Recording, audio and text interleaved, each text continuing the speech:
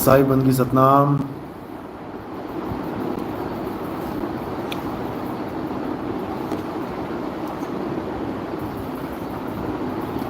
तो सभी भक्तों को,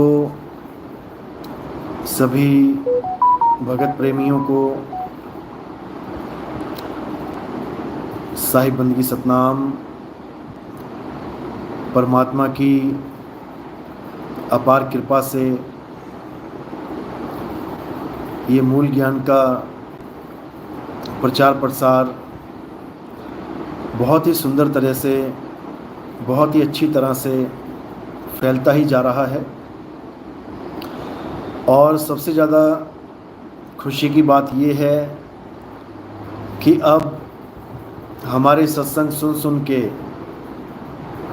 जितने भी धर्म गुरु बैठे हैं, बहुत से गुरुओं ने अब हमारी ही भाषा बोलनी शुरू कर दी है।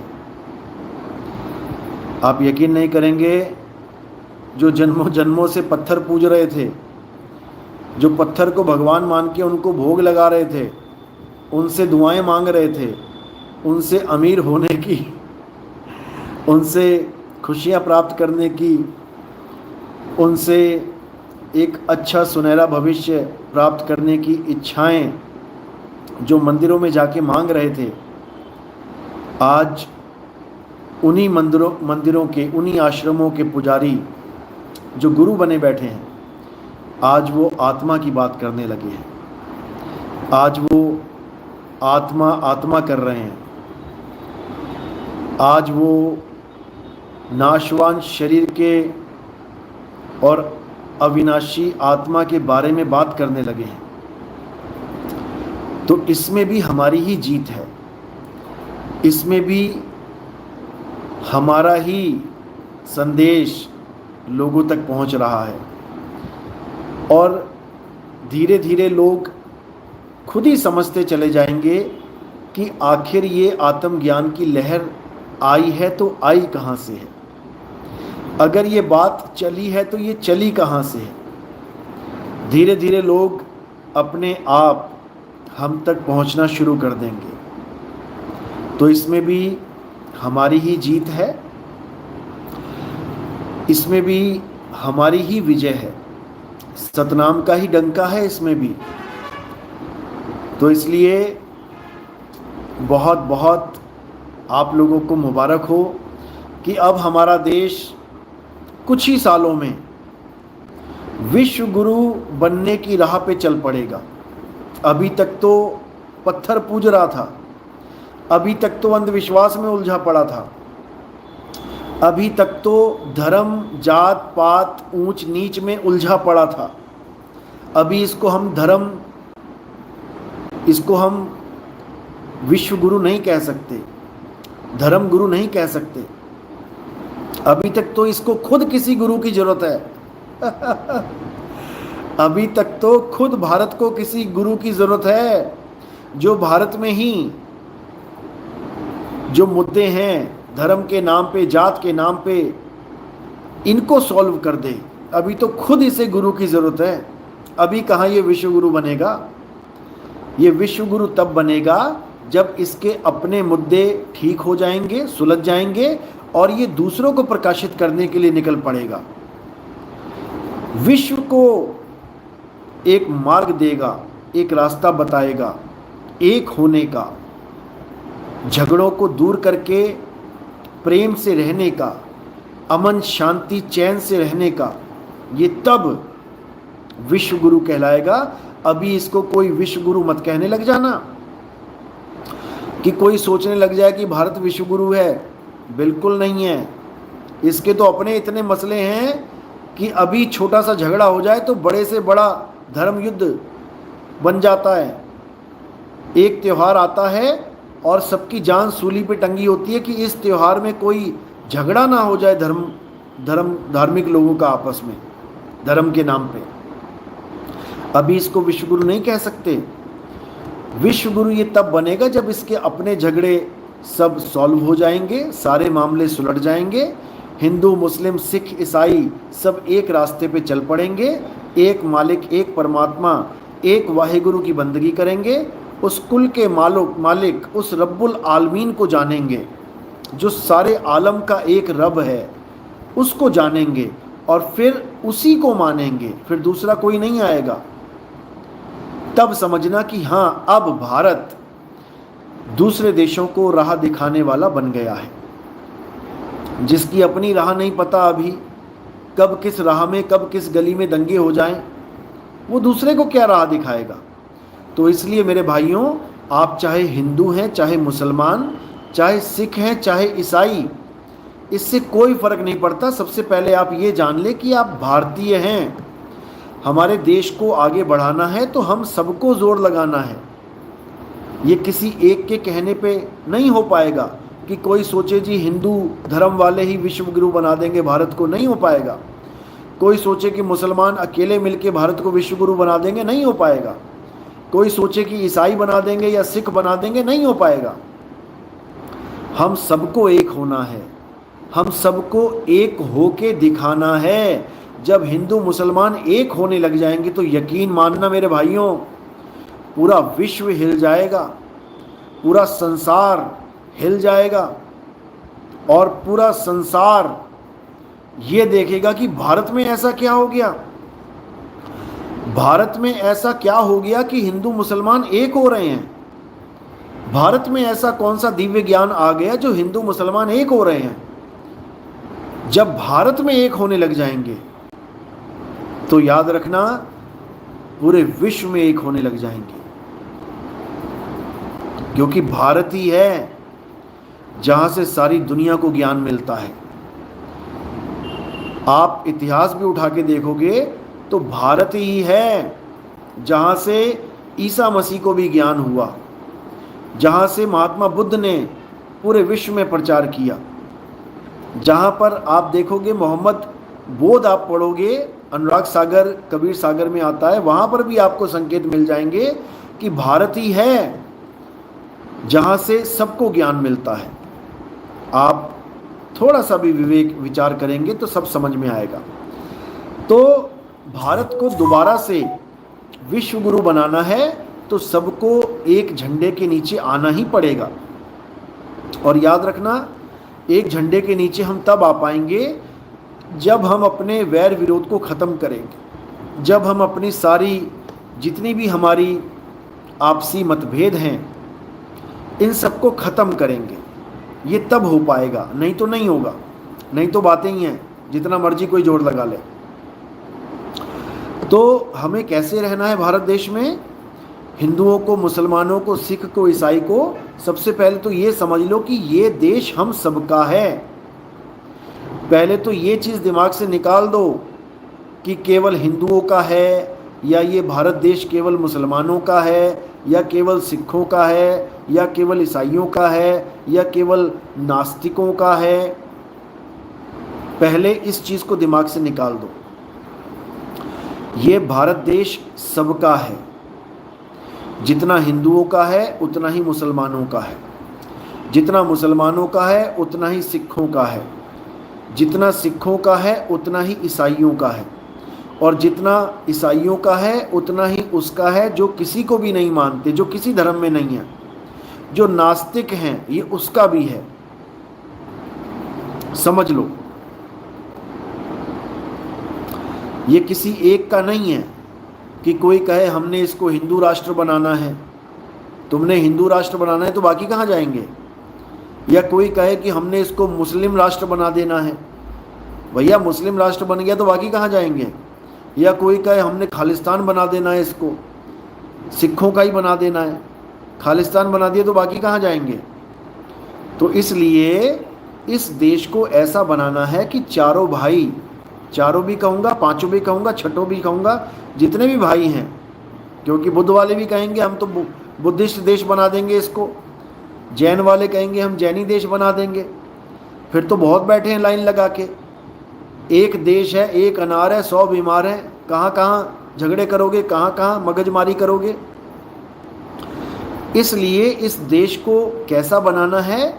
इस देश को हमने अपना घर बनाना है, जिस घर में चारों भाई, मेन जो चार हैं, धर्म तो बहुत हैं, समाज भी बहुत हैं, एक से एक समाज पड़ा है, नास्तिक भी हैं, आस्तिक भी हैं।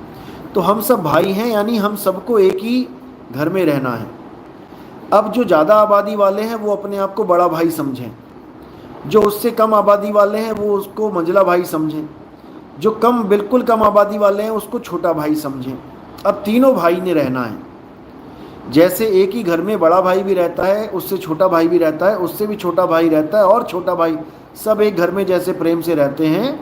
ऐसा नहीं कि सब प्रेम से ही रहते हैं, मतभेद भी होते हैं, भाई भाई का झगड़ा भी होता है। हर घर में भाई भाई लड़ते हैं, भाई बहन भी लड़ पड़ते हैं कई बार, यहाँ तक कि पिता पुत्र का भी झगड़ा हो जाता है घरों में। लेकिन उस झगड़े को एक पारिवारिक झगड़ा बना के रखो तो अच्छा है, उसको धार्मिक झगड़ा मत बनने दो। छोटे भाई से कोई गलती हुई है तो बड़ा भाई डांट भी सकता है, उसको समझा सकता है। बड़े भाई से कोई गलती हो रही है तो छोटे भाई भी उसको बोल सकता है कि भाई आप यहाँ पे गलत हो, तो बड़े भाई को भी समझना चाहिए कि हाँ ये बात गलत है। तो दोनों प्रेम से रह सकते हैं। तो सबसे पहले तो इस चीज़ को दिमाग से निकाल देना है कि ये घर किसी एक का है, ये सबका घर है। भारत देश सबका है, हमें भारत को भारत रहने देना चाहिए। ना तो हिंदू राष्ट्र के चक्कर में पड़ो, ना बुद्ध राष्ट्र के चक्कर में पड़ो, ना खालिस्तान के चक्कर में पड़ो, ना इसको गजवाए हिंद के चक्कर में पड़ो। कई लोग कहते हैं गजवाए हिंद का मतलब है कि भारत देश को मुस्लिम राष्ट्र बना देना है, बिल्कुल गलत है। मोहम्मद साहब ने ऐसा कभी कहा ही नहीं कि गजवाए हिंद का मतलब है कि भारत देश को, हिंदुस्तान को एक मुस्लिम कंट्री बना दिया जाए, ऐसा कभी कहा ही नहीं गया। हाँ, गजवाए हिंद की बात जरूर की गई, हदीसों में आता है। क्यों आता है इसको भी अच्छे से जान ले, मैंने कई बार समझाया है वैसे तो, लेकिन आज फिर दोहरा देते हैं।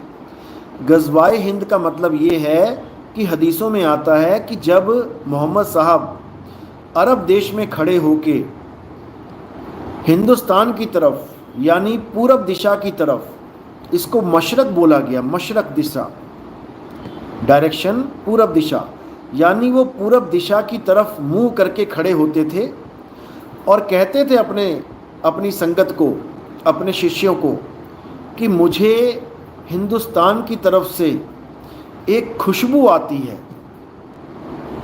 लोग पूछते थे कि क्या है उस खुशबू में, क्या क्या महसूस होता है आपको? तब वो कहते थे कि हिंद की तरफ से मुझे ऐसी खुशबू आती है जैसे मानो कि वो गजवाए हिंद, यानी एक बहुत बड़ा आंदोलन कह दो, युद्ध कह दो, धर्म युद्ध कह दो, कुछ भी कह दो, कि हिंदुस्तान की तरफ से एक ऐसी खुशबू आती है जो सारे संसार को खुशबू से भर देगी, जो सारे संसार को इतना महका देगी कि हर घर में वो खुशबू फैल जाएगी। हर घर में वो दिव्य ज्ञान, यहाँ खुशबू का मतलब ज्ञान है, वो दिव्य ज्ञान पूरे संसार में फैल जाएगा। और हिंदुस्तान का नाम लिया गया वहाँ पे। हमें गर्व होना चाहिए कि हदीसों में हिंदुस्तान का नाम आता है, गजवाए हिंद की बात चलती है। हमें गर्व होना चाहिए इस बात पे कि मुसलमानों के धर्म में भी हिंदुस्तान की तरफ इशारा किया जा रहा है कि हिंदुस्तान ही वो एक ऐसा देश है जहां से गजवाए हिंद का आगाज होगा। इसका मतलब ये नहीं कि ये मुसलमानी देश बन जाएगा, ऐसा बिल्कुल नहीं बोला गया है। और हिंदुस्तान के मुसलमान जो बहुत ही विवेकी मुसलमान भाई हैं, वो अच्छे से जानते हैं इस बात को, और वो मजाक उड़ाते हैं उन लोगों का जो ये कहते हैं कि हिंदुस्तान को मुस्लिम कंट्री बना दिया जाएगा, गजवाए हिंद का ये मतलब है। मजाक उड़ाते हैं वो लोग जो विवेकी मुसलमान हैं कि ये तो जाहिल हैं, कुछ भी बोलते रहते हैं। उनको समझ में आती है ये बात कि हदीसों में गजवाए हिंद का जो नाम बोला गया है वो क्यों बोला गया है। उनको पता है ये बात कि हिंदुस्तान से ही एक ऐसा मुहिम चलेगा, एक ऐसा मुहिम छेड़ा जाएगा जो पूरे विश्व को अमन शांति का पाठ पढ़ाएगा। हमें गर्व होना चाहिए, गजवाए हिंद से हमें परेशान नहीं होना चाहिए। गजवाए हिंद का हमें गर्व होना चाहिए कि हिंदुस्तान का नाम हदीसों में आता है, अरब देश में खड़ा होके एक संत हिंदुस्तान की महिमा गा रहा है।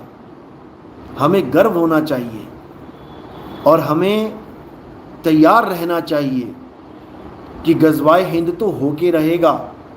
गज़वाए हिंद और कुछ नहीं है मेरे भाई, गज़वाए हिंद कल की अवतार का आगमन है जो हिंदुस्तान में ही होना है।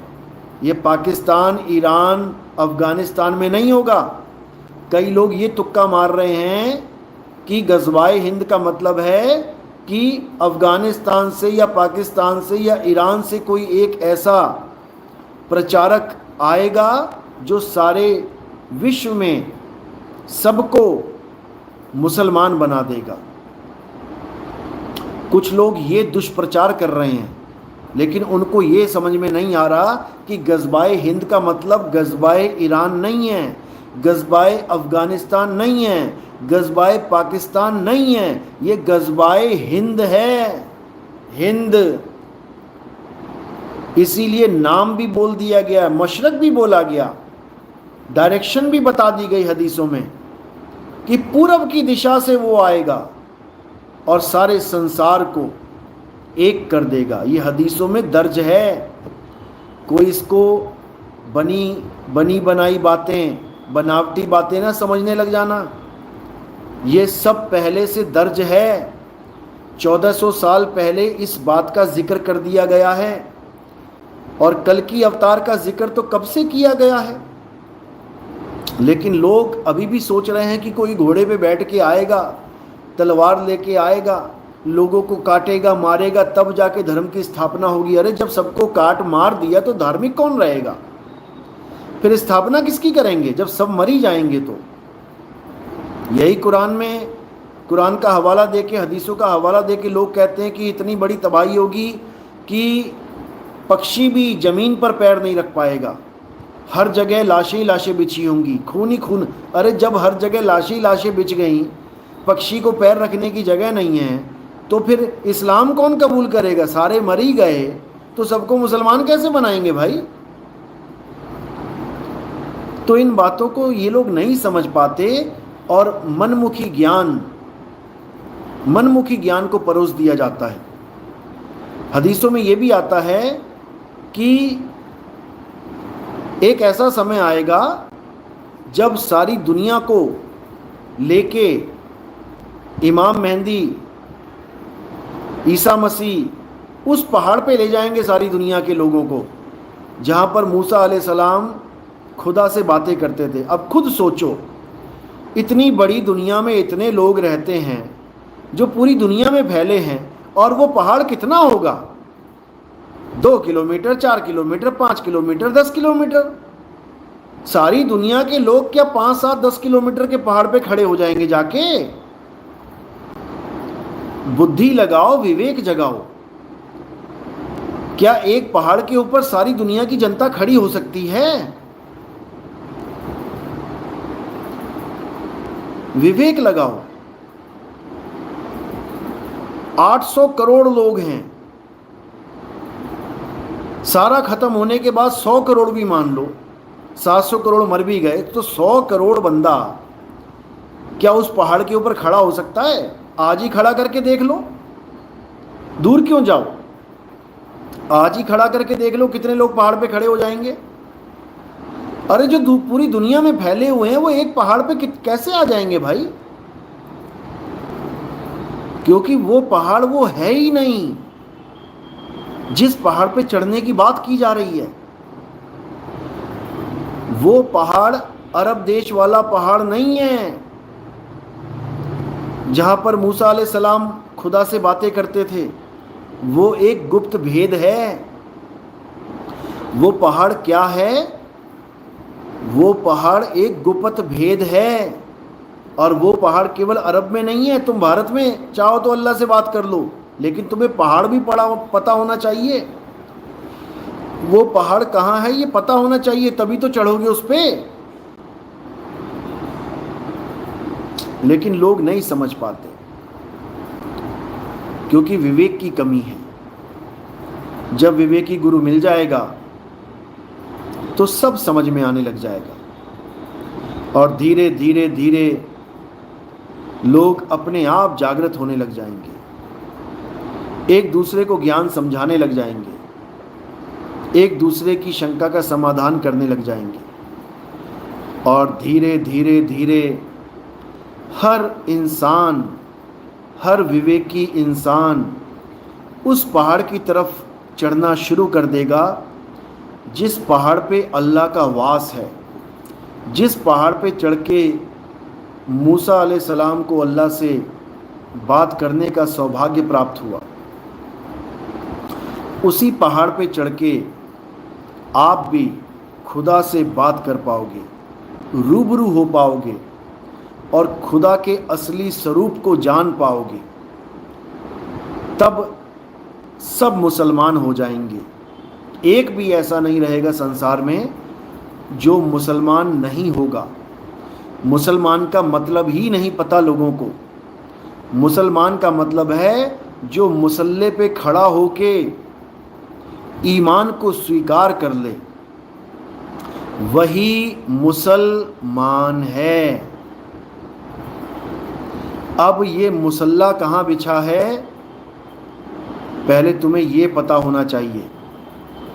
वो मखमली मुसल्ला जिस पे तुम खड़े होके अल्लाह की इबादत करोगे, पहले तुम्हें ये पता होना चाहिए। ये मुसल्ला फैक्ट्रियों में बनने वाला 200, 250, 500 का मुसल्ला नहीं है कि तुम खरीद लाए दुकान से। वो मुसल्ला खरीदने में नहीं आता। वो मुसल्ला परमात्मा का दिया हुआ है, पहले से ही है। और वो मुसल्ला वो मुसल्ला पहाड़ की चोटी पे पहले से ही बिछा रखा है खुदा ने। और मूसा ने इशारा कर भी दिया है कि आओ बेटा, पहाड़ की चोटी पे आओ, मुसल्ला बिछा हुआ है, उस पे चढ़ जाओ और वहां पर ईमान को धारण कर लो। और जैसे ही तुम ईमान को धारण करोगे मुसल्ले पे चढ़ के, तब तुम मुसलमान हो जाओगे। अब कई लोग ऐसे भी हैं जो मुसल्ला नहीं जानते, केवल ईमानदारी की पूंछ पकड़ के बैठे हैं। ऐसे भी मिलेंगे आपको। कई लोग कहते हैं बस तुम ईमानदार हो जाओ, परमात्मा तुम्हें खुद मुक्त कर देगा। कभी मुक्त नहीं करेगा, याद रखना, याद रखना। ईमानदार बहुत से लोग हुए हैं, एक से एक ईमानदार। अरे हरिश्चंद्र, राजा हरिश्चंद्र से भी ईमानदार कोई हो सकता है क्या? जिसने सपने तक में कुछ दान दे दिया तो जगने के बाद भी अटल रहा कि हाँ मैंने दान दिया है सपने में, ये मेरा नहीं है। सोचो, इससे ज्यादा ईमानदारी कोई दिखा देगा, तब भी वो मुक्त नहीं हो पाए, तब भी मुक्त नहीं हो पाए। समझ लो, बहुत से ऐसे बैठे हैं जो केवल ईमान की बातें करेंगे क्योंकि उनको सतनाम की बात नहीं पता है। केवल ईमान से बात नहीं बनेगी। वो एक तरह का पुण्य हो गया, अच्छे अच्छे काम करना, लोगों का भला करना, हर अच्छी बात को ग्रहण करना, ये पुण्य में आ जाएगा। तो पाप पुण्य ये दोनों बेड़ी। मैं ये नहीं कह रहा कि पुण्य नहीं करना है, बिल्कुल करना है, करना पड़ेगा, क्योंकि इस संसार में बैलेंस बना के रखना है। पाप और पुण्य दोनों का बैलेंस बनता है, उसी के हिसाब से युग परिवर्तन होता है। ज़्यादा पाप बढ़ गया कलयुग आ गया, ज़्यादा पुण्य आ गया सतयुग आ गया। ये दुनियावी कलयुग और सतयुग हैं। आध्यात्मिक कलयुग, सतयुग, त्रेता, द्वापर कुछ और है। अब हमारे सत्संग सुन सुन के लोग मीट खाना छोड़ देते हैं। यहाँ तक कि राजस्थान के कुछ कसाई भाई जो कसाई थे, उन्होंने बकरे काटना छोड़ दिया हमारे सत्संग सुन के। उन्होंने मुर्गियों का कत्ल करना छोड़ दिया। हाथे लगा के बैठे थे, खुद ही काट के खुद ही बेचते थे।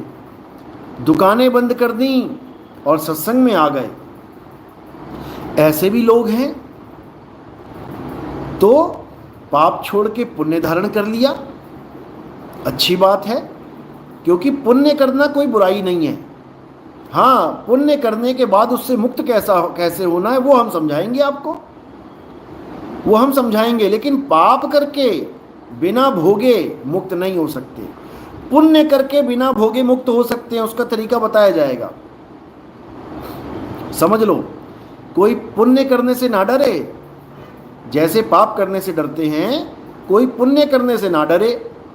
पुण्य करते हुए भी पुण्य से कैसे मुक्त होना है वो आपको समझा दिया जाएगा, समझ लो। लेकिन पाप करने से हमेशा डरना है, क्योंकि पाप से किसी को दुख होता है। किसी का बच्चे को मारोगे, किसी का गला काटोगे, उसको दुख होगा। और दुख अगर किसी को हो गया तो आपको दुखी किए बिना नहीं रह सकता वो, आप दुखी होगे। ललित शर्मा, शराब पीने में क्या हर्ज है?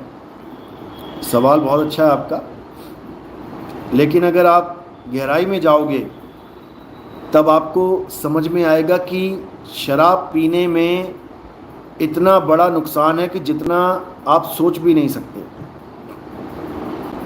आप देखेंगे कि दुनिया में 90% झगड़े, 90% गलत काम, 90% जितने भी जघन्य अपराध होते हैं वो शराब पीने के बाद ही होते हैं। जिस माँ बाप को आप कभी गलत नहीं बोल सकते, कभी गाली नहीं दे सकते, आप शराब पी लो, भूल जाओगे आप माँ बाप क्या है। आप दुनिया भर की गालियाँ दे दो, कहो हाथ छोड़ दो, बाद में बहाने बनाते फिरो कि मैं नशे में था, मुझे पता नहीं लग गया, वो बात अलग है।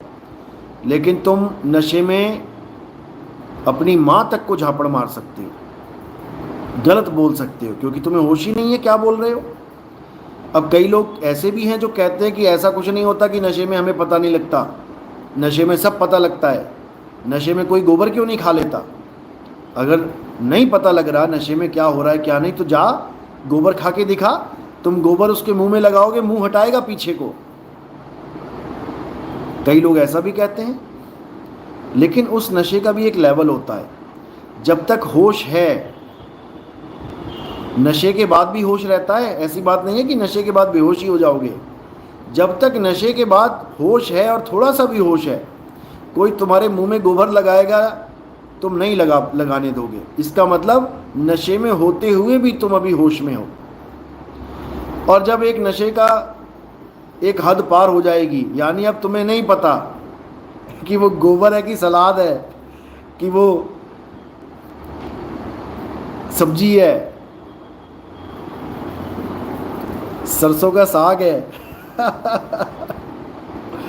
जब तुम्हें ये भूल जाए, ये होश ना रहे कि ये सलाद, ये साग है या गोबर है, तब समझ लो कि अब ओवरडोज हो गई है। ओवरडोज में कुछ भी खिला दोगे सब चलेगा। तो नशा, शराब का नशा कोई अच्छी बात नहीं है जिसमें आपका होश ख़त्म हो जाए, अच्छी बात नहीं है। बहुत से गुनाह हो जाते हैं शराब के नशे में।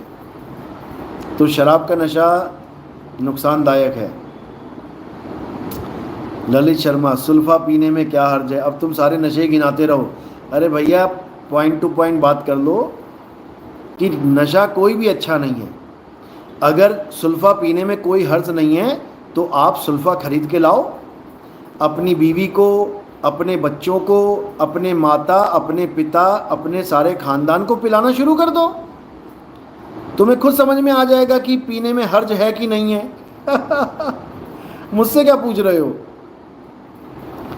अगर इसमें कोई हर्ज नहीं है तो तुम अपनी बहन को, अपनी बेटी को, अपनी बीवी को, अपनी माता जी को पिलाना शुरू कर दो, इसमें कोई हर्ज नहीं है। अगर तुम पिला पाओ तो समझ लेना कि कोई हर्ज नहीं है, और अगर नहीं पिला पाओ तो समझ जाना कि कोई हर्ज है। अब ये फालतू के सवाल दोबारा मत करना। चलो, सतनाम सतनाम सतनाम सतनाम।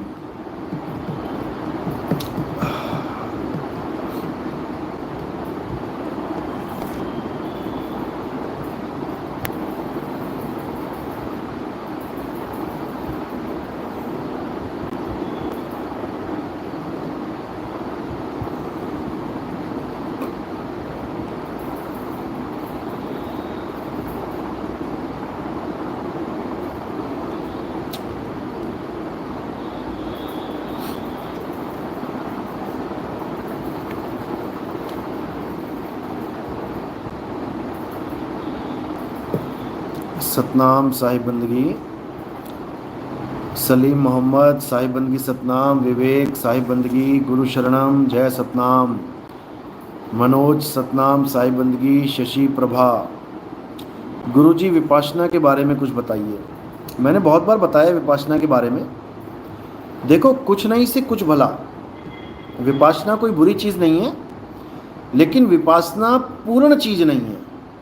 जो चीज़ हमें चाहिए पूर्ण ज्ञान, वो विपासना में नहीं है। अरे विपासना के अच्छे अच्छे भगत जो कई कई बार विपासना का कोर्स कर चुके हैं, वो हमारे सत्संग सुन के समझ गए बात को कि विपासना हमें क्या बता रहा है और नितिन दास हमें क्या समझा रहा है। वो इस बात को समझ के विपासना को त्याग के आगे बढ़ गए। विपासना कोई बुरी चीज़ नहीं है। खाली हाथ से अच्छा है कि तुम्हारे पास 50 का नोट है, लेकिन तुम्हें 100 का नोट चाहिए तो 50 के नोट से काम नहीं बनेगा। 100 रुपये की टिकट है, 99 रुपये से भी काम नहीं बनेगा। तुम मशीन से टिकट लेके दिखाओ 100 रुपये की, 99 रुपये डाल देना उसमें, वो मशीन फिर भी कहेगी 1 रुपया और डाल। समझ लो, वो 1 रुपये की कमी तुम्हें वहीं रोक के रखेगी, सफर नहीं करने देगी आगे। समझ लो, जब तक 100 रुपये पूरे नहीं हो गए तब तक तुम आगे बढ़ ही नहीं पाओगे। भले तुम्हारे पास 99 रुपये 99 पैसे हों, तब भी वो 0.01 आपको आगे बढ़ने नहीं देगा। 0.01 की कमी आपको आगे बढ़ने नहीं देगी। समझ लो।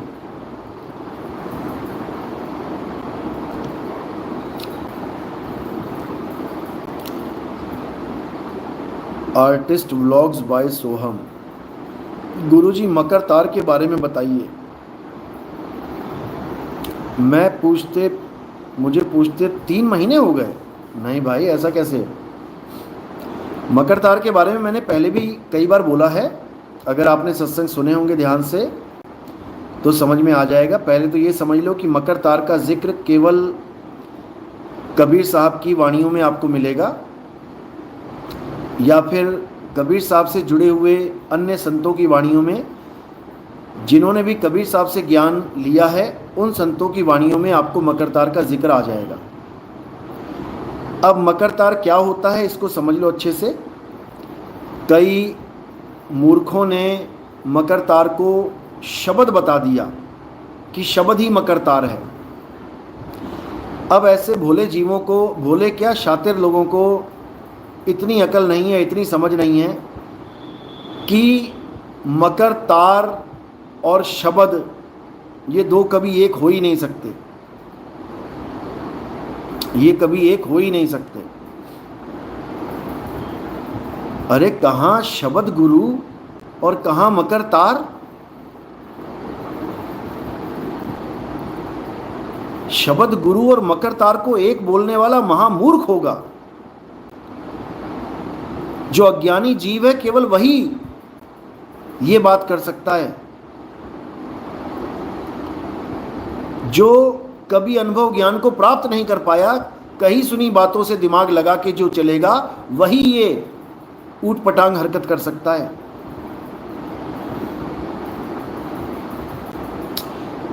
मकर तार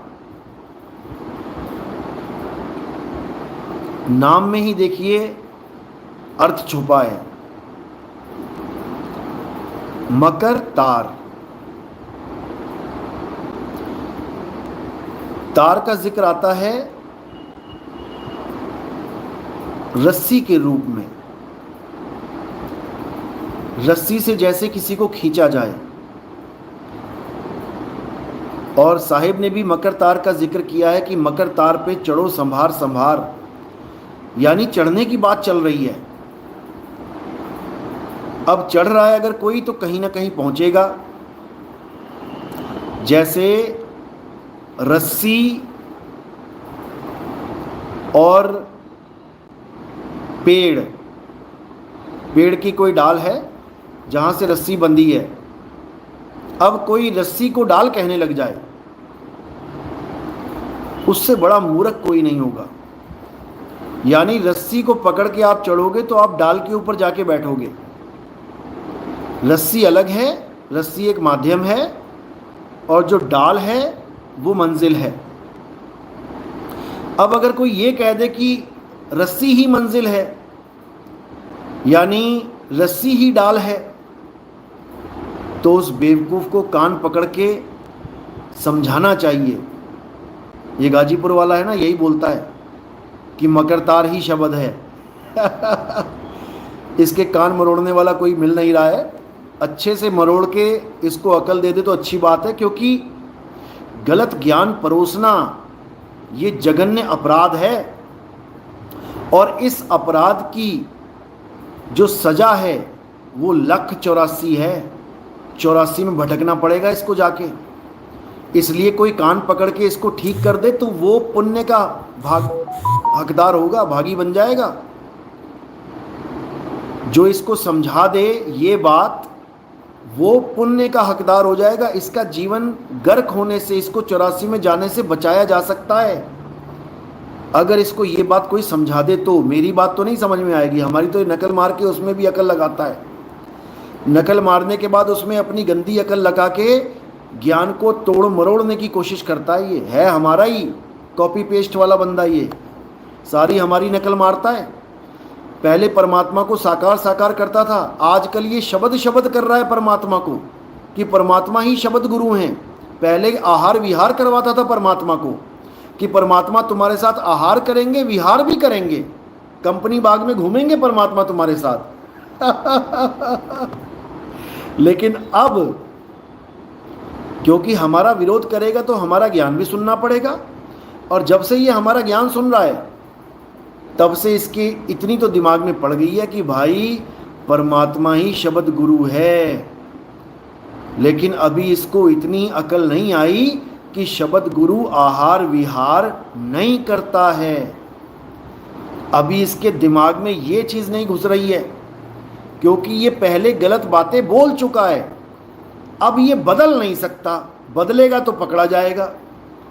चोर चुरावे तुंबड़ी गाडे पानी माही, वो गाडे वो ऊपर आवे, सच्चाई छाननी नहीं।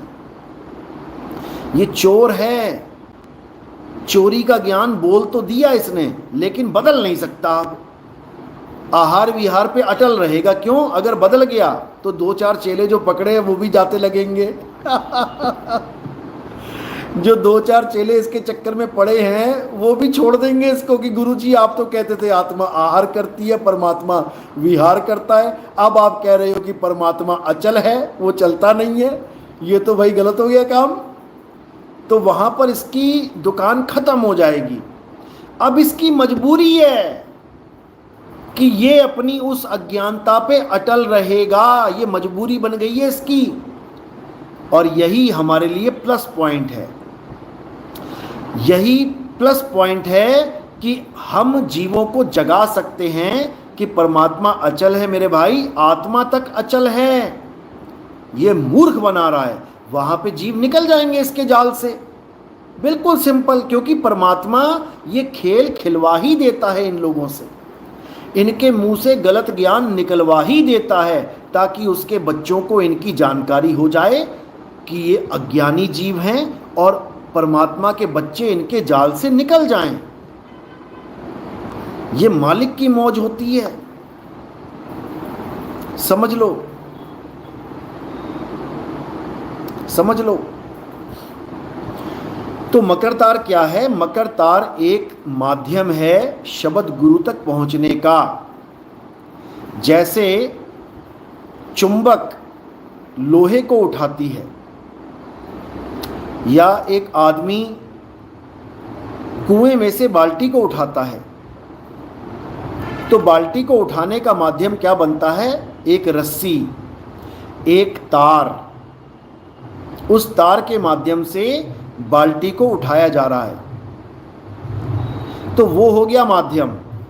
और जब बाल्टी ऊपर आ जाती है, अपने मूल तक पहुंच जाती है, बाल्टी को पकड़ के कुएं के बाहर रख दिया जाता है, अब वहां पर जो अवस्था बनती है वो शब्द गुरु की अवस्था बनती है, यानी वो बाल्टी अब नीचे नहीं जाएगी, उसको निकाल के आपने बाहर कर दिया। ये एक उदाहरण है। दुनियावी बाल्टी तो बार बार जाएगी अंदर, क्योंकि पानी निकालना है तुम्हें, लेकिन अध्यात्म में इसको उल्टा कुआं बोला गया है। ये सीधा कुआं दुनिया में मिलेगा जिसमें बार बार बाल्टी फेंक के पानी निकालोगे, और आध्यात्मिक मार्ग में कुआं उल्टा हो जाता है। समझ लो, पलटू साहब की वाणी है ना, उल्टा कुआं गगन में, जहां जहां, याद है किसी को वाणी? बोलो जरा।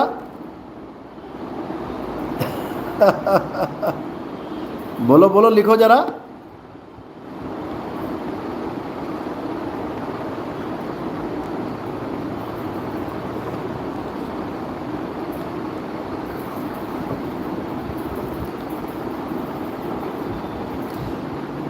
उल्टा कुआं गगन में, आगे।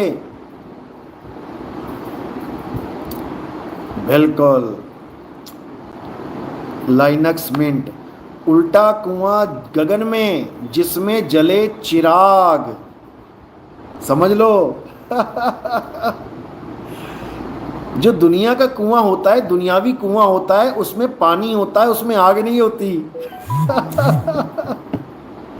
लेकिन जो आध्यात्मिक कुआं है उसमें पानी नहीं होता है, उसमें चिराग होता है। चिराग का मतलब वो ज्योत निरंजन वाला चिराग मत समझ लेना कि यहाँ त्रिकुटी में चिराग जल रहा है उसको देखना है। वो भी गुप्त भेद है। चिराग का मतलब होता है जहां प्रकाश हो जाए, यानी अज्ञानता खत्म हो जाए और तुम्हें ज्ञान हो जाए, वही चिराग है। जैसे मैं मलेशिया में गया था, तो मलेशिया में जो साईं बाबा का मंदिर था, जहाँ पे मैंने लाइव चलाया था, साईं बाबा के मंदिर में जो मेन प्रधान जी थे, जो वहाँ के ऑनर थे, पूरी मैनेजमेंट के, ट्रस्ट के जो ऑनर थे, जब उनके साथ बात चली तो यही बात चली। मैंने पूछा साईं बाबा के गुरु कौन है, क्योंकि साईं बाबा के गुरु का जिक्र आता ही नहीं है कहीं। लेकिन मैंने उनको इतना इशारा जरूर किया था कि साईं बाबा भी कबीर पंथी थे, और उनकी स्टेटमेंट मजिस्ट्रेट के सामने स्टेटमेंट है लिखित में। जब उनको पूछा गया कि आप किस पंथ से हो, तो उन्होंने कहा मैं कबीर पंथ से हूं।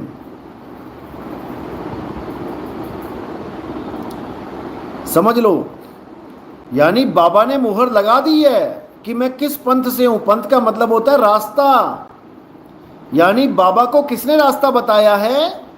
साईं बाबा को कबीर साहब ने रास्ता बताया है। सबका मालिक एक है, सबका मालिक एक है, लेकिन वो कभी ये नहीं बोले कि सबका मालिक एक वो कौन है। सबका मालिक एक है तो वो बोलते रहे, लेकिन वो मालिक कौन है ये बताने का उनको आदेश नहीं था। किसी संत को आदेश नहीं था, वरना सारे संत बता देते कि सबका मालिक कौन है। लेकिन ये ज्ञान गुप्त रखने के लिए बोला गया। धर्मदास मेरी लाख दुहाई, मूल ज्ञान बाहर ना जाई। समझ लो,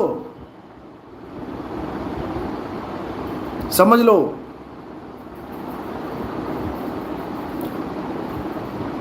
इसको समझना पड़ेगा। साईं बाबा के जो गुरु थे वो कबीर साहब थे, और उन्होंने कैसे ज्ञान दिया साईं बाबा को? कुएं में उल्टा लटका के। जब मैंने ये बात बोली वहां पे कि साईं बाबा को कुएं में उल्टा लटका दिया गया, तब उनको ज्ञान हुआ। और हमें भी ज्ञान कब होगा? जब हमें कुएं में उल्टा लटका दिया जाएगा, तभी ज्ञान होगा। क्योंकि जैसे गुरु को ज्ञान हुआ है वैसे ही चेले को ज्ञान होगा। समझ लो। तो जब तक वो कुआं तुम्हें समझ में नहीं आया कि वो कुआं कहां है, तब तक तुम्हें भी ज्ञान नहीं हो सकता। तो पलटू साहब समझा रहे हैं, उल्टा कुआं गगन में जिसमें जरे चिराग। अगर ज्ञान प्राप्त करना है तो ऐसे गुरु की शरण में जाना पड़ेगा जो तुम्हें उल्टे कुएं का ज्ञान दे दे, तुम्हें उसमें उल्टा लटका दे। तब दुनिया की नजर में तुम उल्टे हो जाओगे और अपनी नजर में सीधे हो जाओगे। समझ लो।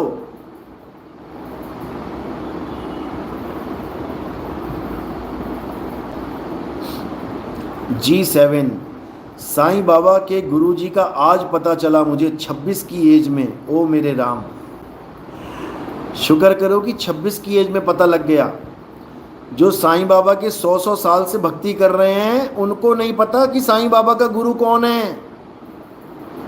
और ये उल्टा कुआं वाला जो खेल है, ये साईं बाबा जी के ग्रंथ में बाकायदा चित्र बना रखा है। जब आप साईं बाबा का ग्रंथ पढ़ेंगे, साईं जीवन चरित्र जब ये पढ़ेंगे, उसमें कुएं का चित्र बना रखा है और साईं बाबा को उल्टा लटका रखा है उसमें। समझ लो, ये उल्टा लटकने का मतलब ही है मकर तार की डोर पे चढ़ना।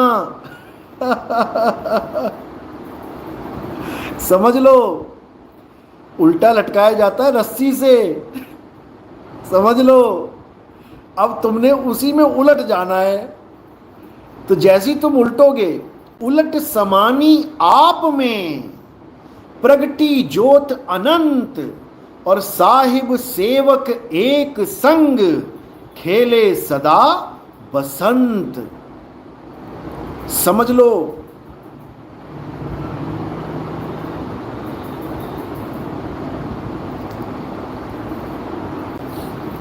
तो कुछ नहीं करना है, मकर तार की डोर पे उलट के चढ़ जाना है और कुछ नहीं करना है। ये सारे भेद खोलने के लिए ही मैं आया हूं, लेकिन समझना तो तुम्हें पड़ेगा ना कि मैं भेद खोलता रहूं, तुम समझ समझ के कहीं और भागते रहो। क्योंकि इंसान टिकता नहीं है। ये जो मन है ना, ये टिकता नहीं है। ये सत्य के पास आकर भी नहीं टिकता है, क्योंकि मन है, मन का काम ही दौड़ना है। इस ज्ञान को सुन के टिकता वही है जिसका मन टिक जाए, यानी जो अपने मन को रोक ले, जो मन की लगाम को कस के खींच ले, वही इस ज्ञान में टिक सकता है। नहीं तो कई धुरंधर आए, कई चले गए। समझ लो, क्योंकि वो जो चीज लेने आए यहां पर, मान बढ़ाई, प्रतिष्ठा, पैसा, दुनिया भर की इच्छाएं, काया को ठीक करना और दुनिया भर के ताम झाम लोग लेके आते हैं, अरदासे लेके आते हैं, मंदिरों में जाते हैं, गुरुओं के पास जाते हैं, वही यहाँ पर भी आ जाते हैं कई लेने। तो वो लोग नहीं टिक पाते। समझ लो, जो माया के वशीभूत होके यहाँ आते हैं कि ठीक है ज्ञान भी अच्छा है, कुछ माया भी मिल जाए, टारगेट उनका माया होती है, वो यहाँ नहीं टिक पाते। आते हैं, नाम दीक्षा लेते हैं, चले जाते हैं। ऐसे कई लोग हैं जिन्होंने हमसे दीक्षा ली, प्रथम दीक्षा ले ली, ज्ञान को सुना समझा, उसके बाद दुनियावी इच्छाओं के कारण किसी और बाबा जी के पास बैठे हुए जाके। ये एक बाबा नहीं, ये कईयों के पास बैठेंगे जाके, क्योंकि जो पक्का खड़ा होगा वही टिकेगा यहाँ पे, याद रखना। और कबीर साहब के समय में 64 लाख में से 2 बचे थे, तो नितिन दास के समय में सोचो कितने बचेंगे। इसमें कोई बड़ी बात नहीं है जो इस ज्ञान को छोड़ के कुछ और लेने चला जाता है। अरे भाई, जिसको मुक्ति नहीं चाहिए वो कुछ और लेना चाहता है, चला गया तो चला गया, उसमें क्या बड़ी बात है, हमें उसका कोई दुख नहीं है। दिलीप पटेल, गुरुजी सिलवासा में अपना बंदा आपसे दीक्षा ली है, लेकिन वो साइंस जर्नी सुन रहा है, बुद्धा का नॉलेज देता है। कोई बात नहीं, देखो मैं क्या बोल रहा हूँ, किसी भी ज्ञान को सुनने में कोई हर्ज नहीं होता। हमें ज्ञान सुनना चाहिए। अगर हम मना कर देते हैं किसी का ज्ञान सुनने में मना नहीं करता नितिन दास, याद रखना। हाँ, कोई बकवादी बकवाद कर रहा है, गालियां बक रहा है, दुर्गंध आ रही है जिसके मुंह से, उसके मुंह कभी मत लगो, उसकी बातें कभी मत सुनो। तुम्हें एक बार पता लग गया कि ये गालीबाज है, ये बकवास है, ये बकबक करता है, तुम दोबारा उसकी वीडियो मत खोलो, क्योंकि वही दुर्गंध दोबारा आएगी। एक बार शटर खुला और बास आ गई तो याद रखना वो बास दोबारा फिर आएगी। इसलिए ऐसे लोगों का सत्संग, सत्संग नहीं बकसंग, कभी नहीं सुनना चाहिए। कोई वीडियो डालता है उसको खोलो ही मत, खोलने से उसका व्यू बढ़ जाएगा। जब उसको व्यू बढ़ेगा तो उसको और मन में उछाल आएगा कि लोग तो मेरी बात सुन रहे हैं, भले लोग गालियां दे रहे हैं उसको इससे परवाह नहीं है। उसको लगता है कि 200 लोगों ने सुन लिया, वाह 200 लोगों ने सुन लिया यानी मेरी वाह वाह हो गई, भले लोगों ने उसको गालियां दी दुनिया भर की, वो उस चीज़ को नहीं समझता। इसलिए कहीं ना कहीं आप दोषी होते हो ऐसे लोगों को बढ़ावा देने के लिए। इसलिए जो कोई भी गंद बकता है, गालियां देता है, उसकी ऑडियो सुनना ही नहीं है। वहां मैं मना करता हूं, क्योंकि उसको सुन के तुम्हारा मन खराब होगा। अरे बदबू सूंघोगे तो मन खराब ही होगा ना, अच्छा तो नहीं होगा। कोई अच्छी बात बता रहा है, कोई सुगंध फैला रहा है तो तुम सूंघो भी, समझ में आता है। अब किसी ने बकवास करनी है, गालियां बकनी है, तो तुम क्यों सुन रहे हो उसको? उनकी वीडियो ऑडियो खोलना ही नहीं है। जब वो देखेगा अरे 2 हफ्ते हो गए डाले हुए, 150 से ऊपर किसी ने नहीं सुना, अरे 4 हफ्ते हो गए डाले हुए, 200 से ऊपर किसी ने नहीं सुना, वो खुद ही अपने आप बकवास करना बंद कर देगा। जब कोई सुनेगा ही नहीं उसे, वो क्या बोलेगा अकेला कमरे में? समझ लो, वो क्या बोलेगा कमरे में अकेला? पागल कुत्ते ने काटा है क्या उसको? तुम्हारी वजह से बोल रहा है वो सब बकवाद, क्योंकि तुम सुन रहे हो। तुम बिल्कुल कसम खा लो कि परमात्मा की सौगंध है मैं इसकी ऑडियो सुनूंगा ही नहीं, 4 दिन में शांत हो जाएंगे सब, समझ लो। इसलिए YouTube पे कोई भी गालीबाज है उसको नहीं सुनना है। YouTube पे कोई भी ज्ञान प्रचार करता है उसको जरूर सुन लो। उसको सुनोगे तो तुम्हें समझ में आएगा कि ये कितने पानी में है। इसका मतलब ये नहीं कि तुम उसको सुनो और सोचो कि वही सत्य बोल रहा है, बिल्कुल नहीं। आज के टाइम में लोग ये पूछते हैं मुझसे कि गुरुजी इतने गुरु हो गए, YouTube चैनल पे इतने गुरु हो गए, किसकी सत्य माने? बहुत बड़ा सवाल है ये। इसका तुम्हें जवाब मैं सीधे से बता देता हूँ, एक ही लाइन में समझ में आ जाएगा तुम्हें। कोई भी ज्ञानी बना बैठा है YouTube पे, हजारों बैठे हुए हैं, कहो तुम बैठ जाओ कल को, तुम्हें भी सुनने लग जाएंगे लोग, लेकिन इससे कल्याण नहीं होगा। तो क्या करना है, एक ही लाइन में सुन लो। जितने भी गुरु घंटाल बैठे हुए हैं, जितने भी ये बैठे हुए हैं ज्ञान परोसने के लिए, इससे तुमने केवल एक सवाल पूछना है। क्या सवाल पूछना है? पहली बात तो ये कमेंट बॉक्स ही बंद कर देते हैं, तुम्हें पूछने ही नहीं देते। सबसे पहले तो ये समझ लो कि जिसने कमेंट बॉक्स ऑफ कर रखा है उसको तो पहले ही किनारे कर दो, क्योंकि वो तुम्हारे सवालों का जवाब देने के लायक ही नहीं है। वो तुम्हारे सवाल का जवाब देने के काबिल ही नहीं है, उसके बस की बात नहीं है। पहले तो उसको ही किनारे कर दो। और जिन्होंने खोल रखा है वहाँ पर पूछो कि आपका गुरु कौन है। कोई लाइव में आता है तो उससे पूछो कि आपका गुरु कौन है। जैसे ही उसके मुंह से निकले कि मेरा कोई गुरु नहीं है, मैं अपने आप ही ज्ञान प्राप्त हो गया मुझे, उसको उसी वक्त रिजेक्ट मार दो। समझ लो, उसको उसी वक्त रिजेक्ट मार दो। ये सतगुरु नहीं है।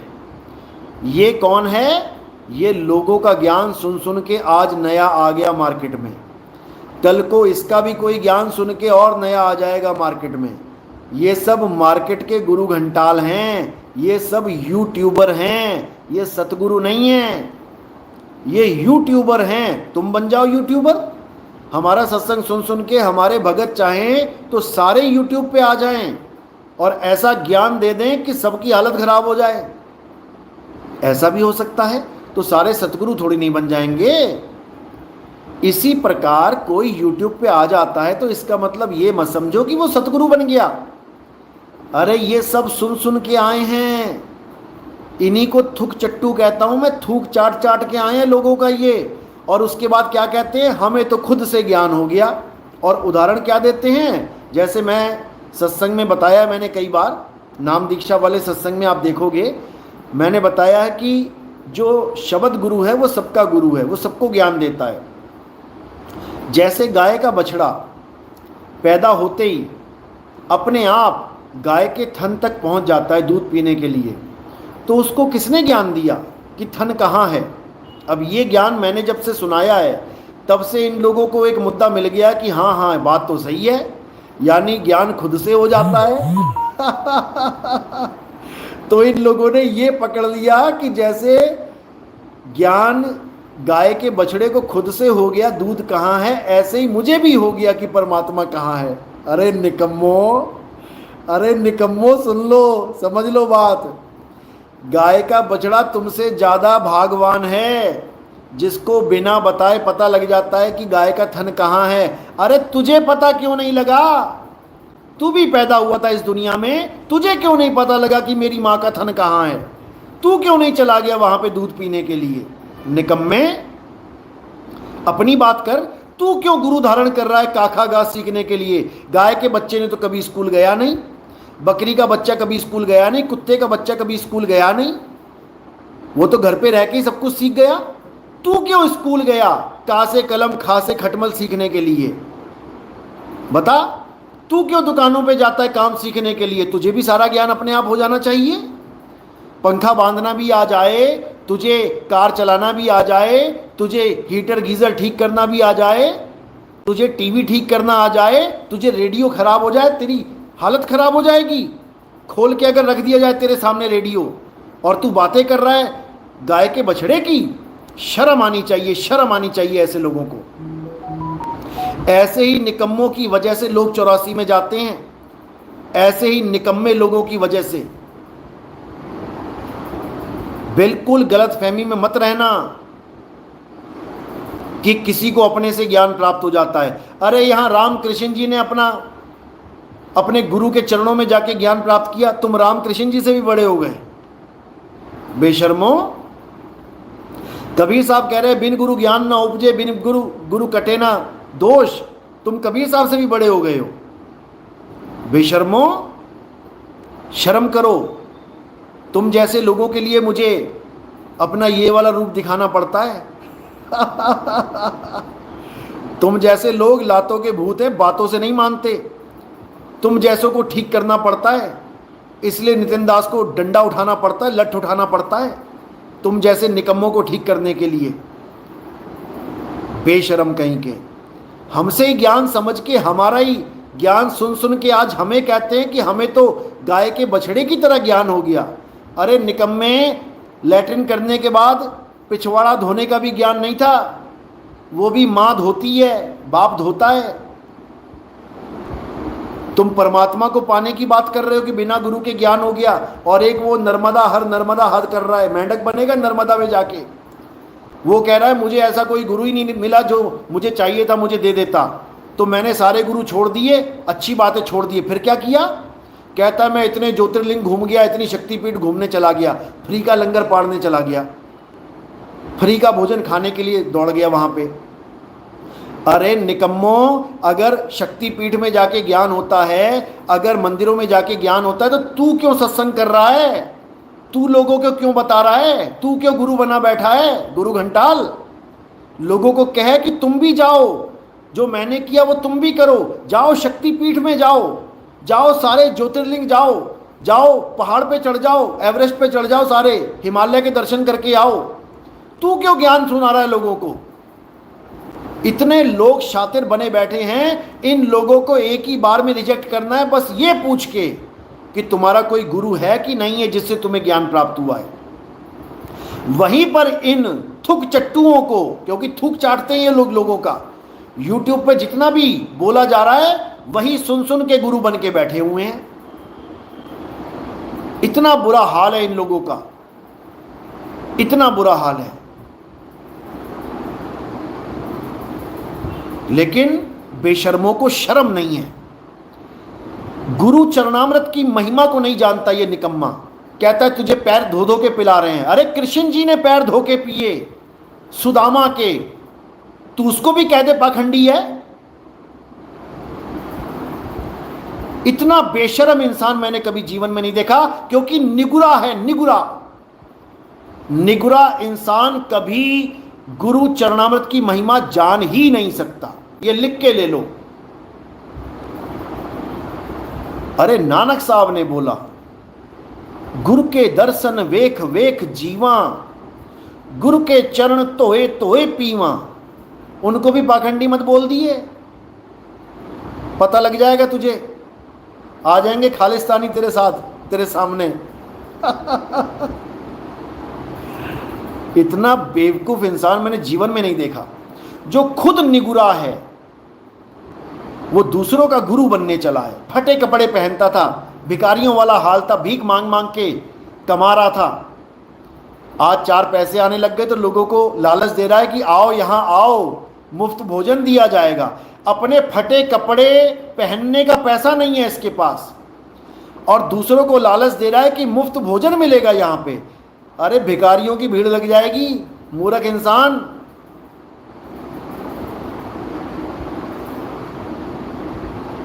बेवकूफ कहीं का।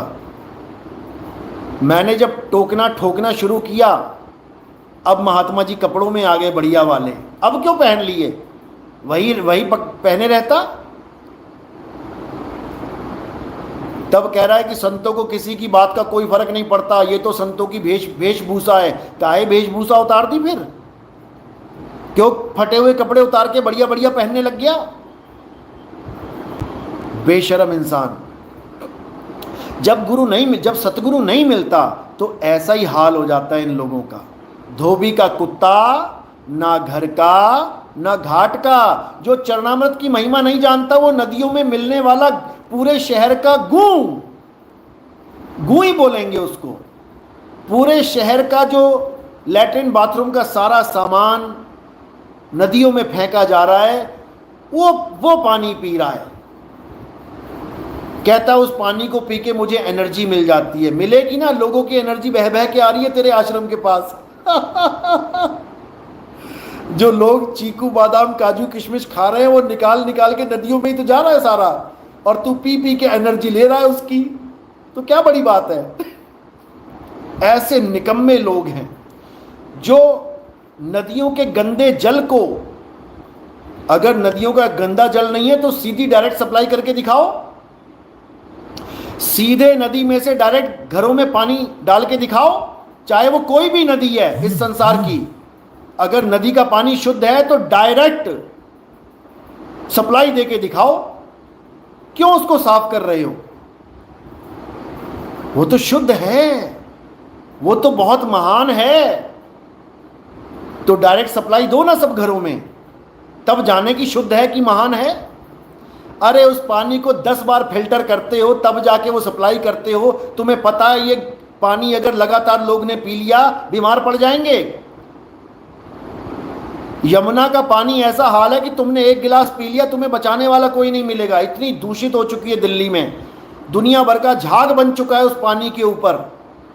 और तुम कहो नहीं ये तो हमारी माता है, यमुनोत्री है। अरे यमुनोत्री वहां है जहां से निकल रही है, वो पानी शुद्ध है। दिल्ली में आके यमुनोत्री नहीं रही, वो दिल्ली में आके एक बहुत ही गंदा नाले का रूप ले चुकी है वो, समझो। और इन लोगों ने वो गटर का पानी पी पी के और लोगों को पिला पिला के एनर्जी प्रोवाइडर बने हुए हैं ये लोग। तो भाई गुरु चरणामृत की महिमा वो नहीं जानते जो निगुरे होते हैं। कबीर साहब कहते हैं कबीर निगुरा ना मिले और पापी मिले 1000। समझ लो, 1000 पापी मिल जाए, 1000 पाप करने वाला मिल जाए फिर भी ठीक है, निगुरे को गुरु मत बना लेना। कबीर निगुरे के सिर पे लाख पापी का भार, लाख पापों का भार होता है निगुरे के सिर पे, क्योंकि उसको कोई गुरु मिला ही नहीं, वो मुक्त हो ही नहीं सकता। जितने पाप किए हैं इस जन्म के पिछले जन्म के, वो सब के सब पाप इसके भी सिर पे आएंगे और इसके चेलों के सिर पे भी आएंगे। समझ लो।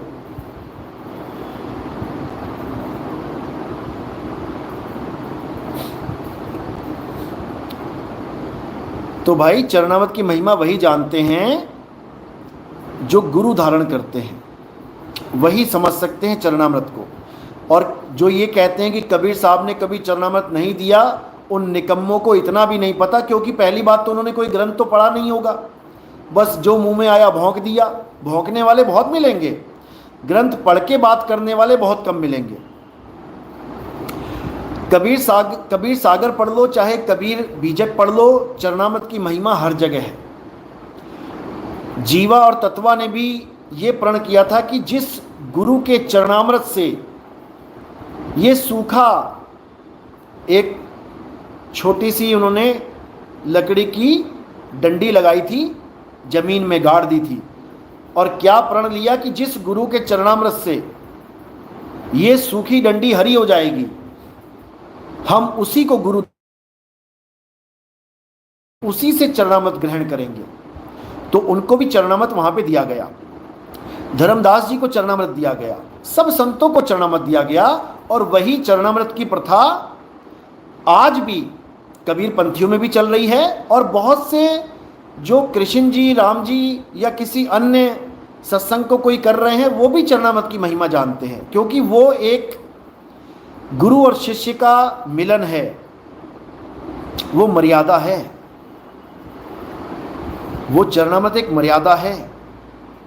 बिना चरणामृत के साहिब तो यहां तक बोल दिए कि चरणामृत को केवल पानी मत समझ लेना, वो चरण अमृत है, उससे तुम्हारे मन का नाश होगा। तुम किसी का चरणामृत ग्रहण नहीं कर सकते, अपने माँ बाप का भी चरणामृत नहीं लिया होगा आज तक आपने, जिन्होंने तुम्हें जीवन दान दिया है, उसका भी चरणामृत आपने आज तक नहीं लिया होगा। मैं गारंटी के साथ कह रहा हूं, कभी आपने अपने पिताजी या अपने माताजी के चरण धोके कभी उसको ग्रहण नहीं किया होगा, गारंटी के साथ कह रहा हूं मैं। लेकिन साहिब कह रहे हैं कि उनका भी चरणामृत किसी काम का नहीं होगा अगर ले भी लिया। क्यों? क्योंकि वो दुनिया में लाने का काम कर रहे हैं, और गुरु दुनिया से निकालने का काम कर रहा है। इसलिए गुरु के चरणामृत की महानता बताई गई है। इसको केवल पानी मत समझ लेना, अगर केवल पानी समझोगे तो कहते हैं अगला जन्म कुत्ते का बन जाएगा और नालियों में मुंह मारते फिरोगे। कोई इसको गंदा पानी समझ ले कि चरणों से छू गया, पैर के अंगूठे से पानी छू गया, गंदा हो गया। कहते हैं अगर इसको गंदा पानी समझ के ग्रहण कर लिया तो अगला जन्म कुत्ते का बनेगा, फिर कुत्ते की तरह गली गली में, नाली में मुंह मारते फिरोगे। और गुरु को मनुष्य मत समझ लेना कि तुम इसको मनुष्य समझ रहे हो कि मेरा गुरु ये है, शरीर बैठा हुआ है।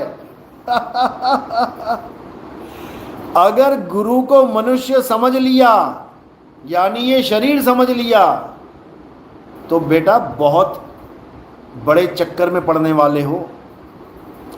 ये शरीरों का जाल है, इस जाल को तोड़ना है, समझ लो। ये जो तुम्हारे सामने जो शक्ल दिखाई दे रही है, ये हार्ड मास की शक्ल है, ये मेरी शक्ल नहीं है कि कोई सोचने लग जाए कि मेरे गुरुजी की शक्ल है ये। तुम्हारे गुरुजी का स्वरूप ये नहीं है। तुम्हारे गुरुजी का स्वरूप वो है जिसका तुम्हें ज्ञान दिया जा रहा है, स्वरूप ज्ञान, समझ लो। और वो स्वरूप शब्द स्वरूप है, वो देह स्वरूप नहीं है। शब्द हमारा, तू शब्द का, अरे सुन मत जा सरक, जो चाहे निज रूप को शब्द ही ले परख। समझ लो अच्छे से, जो गुरु और शिष्य दोनों का स्वरूप है वो शब्द स्वरूप है, ना गुरु शरीर है ना चेला शरीर है। अच्छे से समझ लेना इसको। और जो इस बात को नहीं समझ पाया वो वापस आने की तैयारी कर लेना। इतना समझ लो, वापस आने की तैयारी कर लेना, आना पड़ेगा। क्योंकि जब तक तुम खुद को या अपने गुरु को शरीर मान के बैठे हो, तुम्हें आना पड़ेगा। इसलिए साहिब ने कहा, शब्द गुरु सुरत धुन चेला, मिले परस्पर भया अकेला। अरे ना कोई गुरु ना कोई चेला, तू उड़ जा हंस अकेला अकेला। समझ लो, गुरु धारण करना है ज्ञान लेने के लिए। गुरु क्या करता है? ज्ञान देके तुम्हें अकेला कर देता है कि अब किसी शरीर के चक्कर में नहीं पड़ना है। किसी शरीर को गुरु मत मान लेना, शरीर तो नाशवान है। उसको जानो जो अविनाशी है, जो सदा सदा अटल अचल अविनाशी है, जो कभी आहार विहार नहीं करता। समझा दो गाजीपुर वाले को, ये कंपनी बाग में घुमा रहा है परमात्मा को, कहता है तुम्हारी भी उंगली पकड़ के तुम्हें घुमाएगा। इस घनचक्कर के चक्कर में पड़े तो घूमते रह जाओगे 84 में। आत्मा अचल है, अडोल है। आत्मा अडोल ना डोलई, गुरु के सहज सुभाए। गुरु ग्रंथ साहब में वाणी आती है, आत्मा अडोल है, वो डोलती नहीं है कहीं। और ये निकम्मे आत्मा को भी विहार करवा रहे हैं, परमात्मा को भी विहार करवा रहे हैं। इनकी हालत खराब होने वाली है। तो भाई समझो बात को।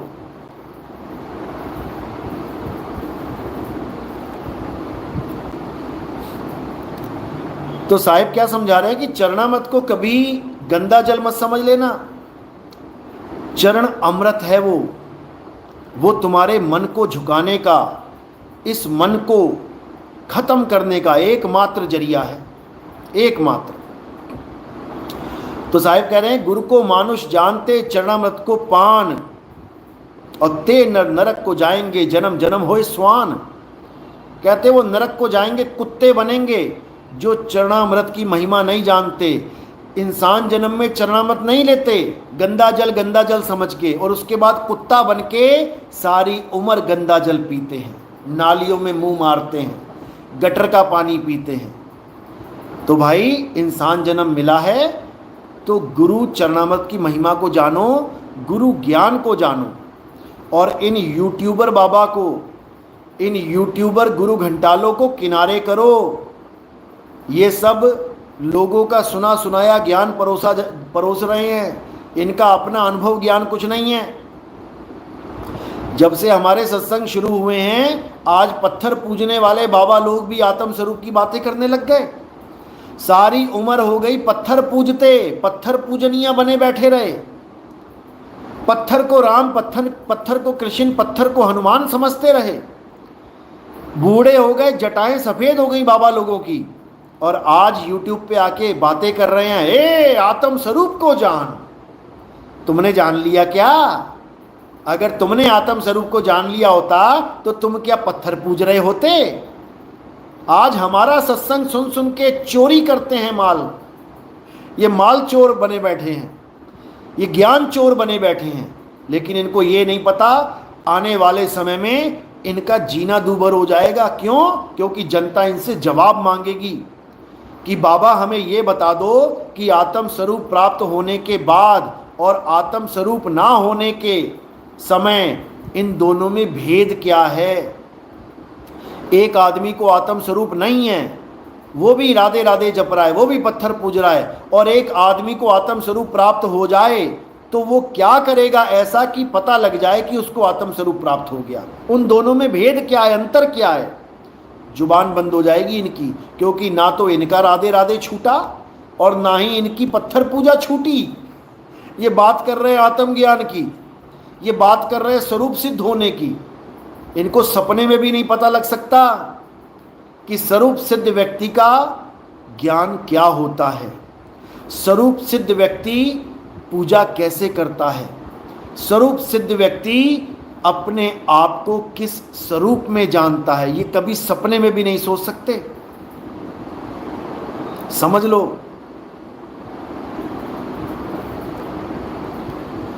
तो इन लोगों की हालत वो हो जाएगी धोबी के कुत्ते वाली, ना घर के ना घाट के, ना तो इनके अपने पत्थर की पूजा बचेगी इनके पास, और आत्मज्ञान तो वैसे ही नहीं है। यानी ना इधर के रहे बाबा ना उधर के। बहुत जल्दी ये समय आने वाला है, आपको सब समझ में आ जाएगा। तो ऐसे लोगों से पहले ही किनारा कर लेना चाहिए जो आपको ये बोल दे कि मेरा कोई गुरु नहीं है। अरे भैया, तो उसको क्यों गुरु बना रहे हो जिसका अपना कोई गुरु नहीं है? थोड़ी तो बुद्धि, थोड़ा तो विवेक यूज करो। जब उसका कोई गुरु नहीं है, उसको ज्ञान हो गया, तो तुम्हें भी हो जाएगा बिना गुरु के ज्ञान। तुम्हें गुरु बनाने की क्या जरूरत है? तुम क्यों वहां पे फ्री का लंगर खाने जा रहे हो? वो तुम्हें बुला रहा है, उसको तो यूट्यूब चैनल में सब्सक्राइबर बढ़ रहे हैं, उसको तो पैसा आ रहा है यूट्यूब से, तुम्हें क्या मिल रहा है? निगुरे को गुरु बनाओगे, कहते हैं निगुरु को गुरु बनाओ, ढोल बजा के नरक को जाओ। जो निगुरे को गुरु बनाता है वो ढोल बजा के नरक को जाता है, क्योंकि उसके पास ज्ञान होता ही नहीं है। जो खुद निगुरा है वो तुम्हें क्या ज्ञान देगा? इसलिए ऐसे निगुरे लोगों को अपने जीवन से दूर करो और गुरुमुखों की शरण में आओ। निगुरा मनमुखी होता है, क्योंकि वो मन के कहे चलता है। मन ने जो भी अनुभव दे दिया उसी को सत्य मान लेता है। अनुभव तो मन करवा रहा है, क्योंकि गुरु तो उसका है ही नहीं, तो वो मनमुखी हो गया। और गुरुमुख वो होता है जो किसी सिद्धांत से चलता है, जो मन के सिद्धांत से नहीं चलता। मन के मते न चालिए, मन है पक्का दूत। दो ही सिद्धांत हैं यहां पे, या तो गुरु के कहे पे चलो या मन के कहे पे चलो। तो जिनका कोई गुरु नहीं होता, जिनको गुरु से ज्ञान नहीं मिला होता, वो मन के गुलाम होते हैं, और मन का गुलाम मनमुखी साधना करवाएगा और घोर नरक में लेके जाएगा। तो ऐसे लोगों से बचना है, और जो गुरुमुख हैं उनकी संगत करनी है। अब गुरुमुख कई मिलेंगे, कई लोग कहेंगे हाँ हम भी वंश से चल रहे हैं, हमारी भी वंशावली है। वहाँ पर तुमने परख करनी है, क्योंकि गुरु गुरु में भेद है, और गुरु गुरु में भाव। सोई गुरु नित बंदिए, जो शब्द बतावे दाओ। अब वहाँ पर तुमने शब्द की परख करनी है कि कौन सा गुरु कौन सा शब्द दे रहा है।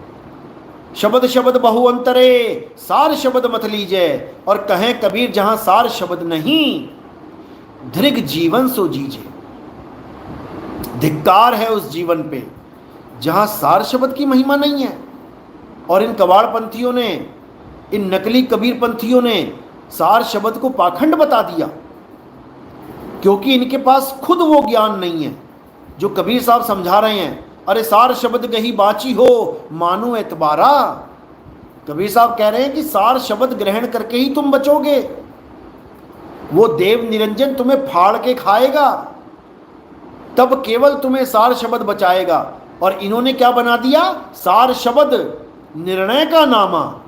बताओ कि साखी का निर्णय कर दो, उसका शब्दार्थ कर दो, भावार्थ कर दो, हो गया सार शब्द। अरे मूर्खों, कभी निर्णय करके भी केवल कथनी ज्ञान से भी किसी का पेट भरा है?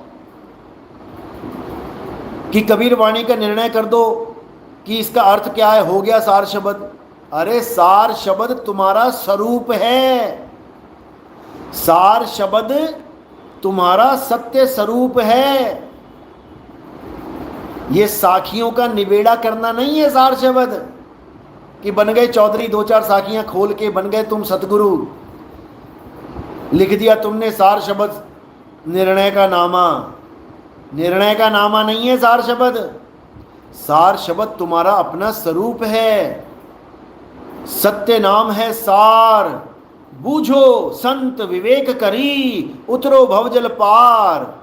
सतगुरु का उपदेश यही, सत्य नाम ही सार है, सत्य नाम ही सार शब्द है। और सत्य नाम कोई मंत्र नहीं है कि सतनाम सतनाम जप लिया हो गया सतनाम, कि दो चार साखियों के अर्थ कर दिए हो गया सतनाम। अरे सत्य नाम कोई नाम नहीं, ये है आपन रूप। और जो जाने इस भेद को पावे आप स्वरूप। वो अपने स्वरूप को प्राप्त करता है जो इस भेद को जान लेता है कि सतनाम क्या है। समझे? सतनाम है जो कुछ है, सतनाम के अलावा सब झूठ है, सब झूठे नाम हैं। चाहे वो कोई भी नाम हो, सब झूठे नाम है। क्यों? इंसान के द्वारा बनाए गए हैं, 52 अक्षरों के द्वारा बनाए गए हैं, लिखने और मेटने में आते हैं। ये सब झूठे नाम हैं। जो सच्चा नाम है वो लेखने मेटने में नहीं आता। इसलिए साहिब ने बोला है, गुरु ग्रंथ साहब में भी बोला कहते ओ अंकार याद में जाना, लिखे और मेटे ताही ना माना।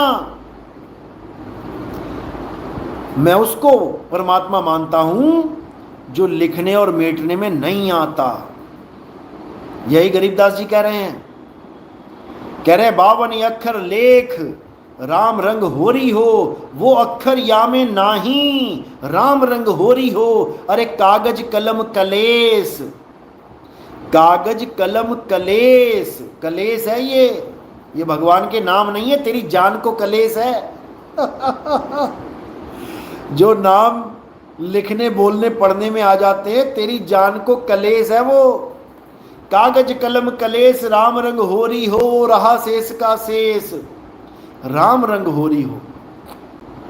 लेकिन ये बात सबके समझ में नहीं आती, सबके समझ में नहीं आती। और इन निगुरों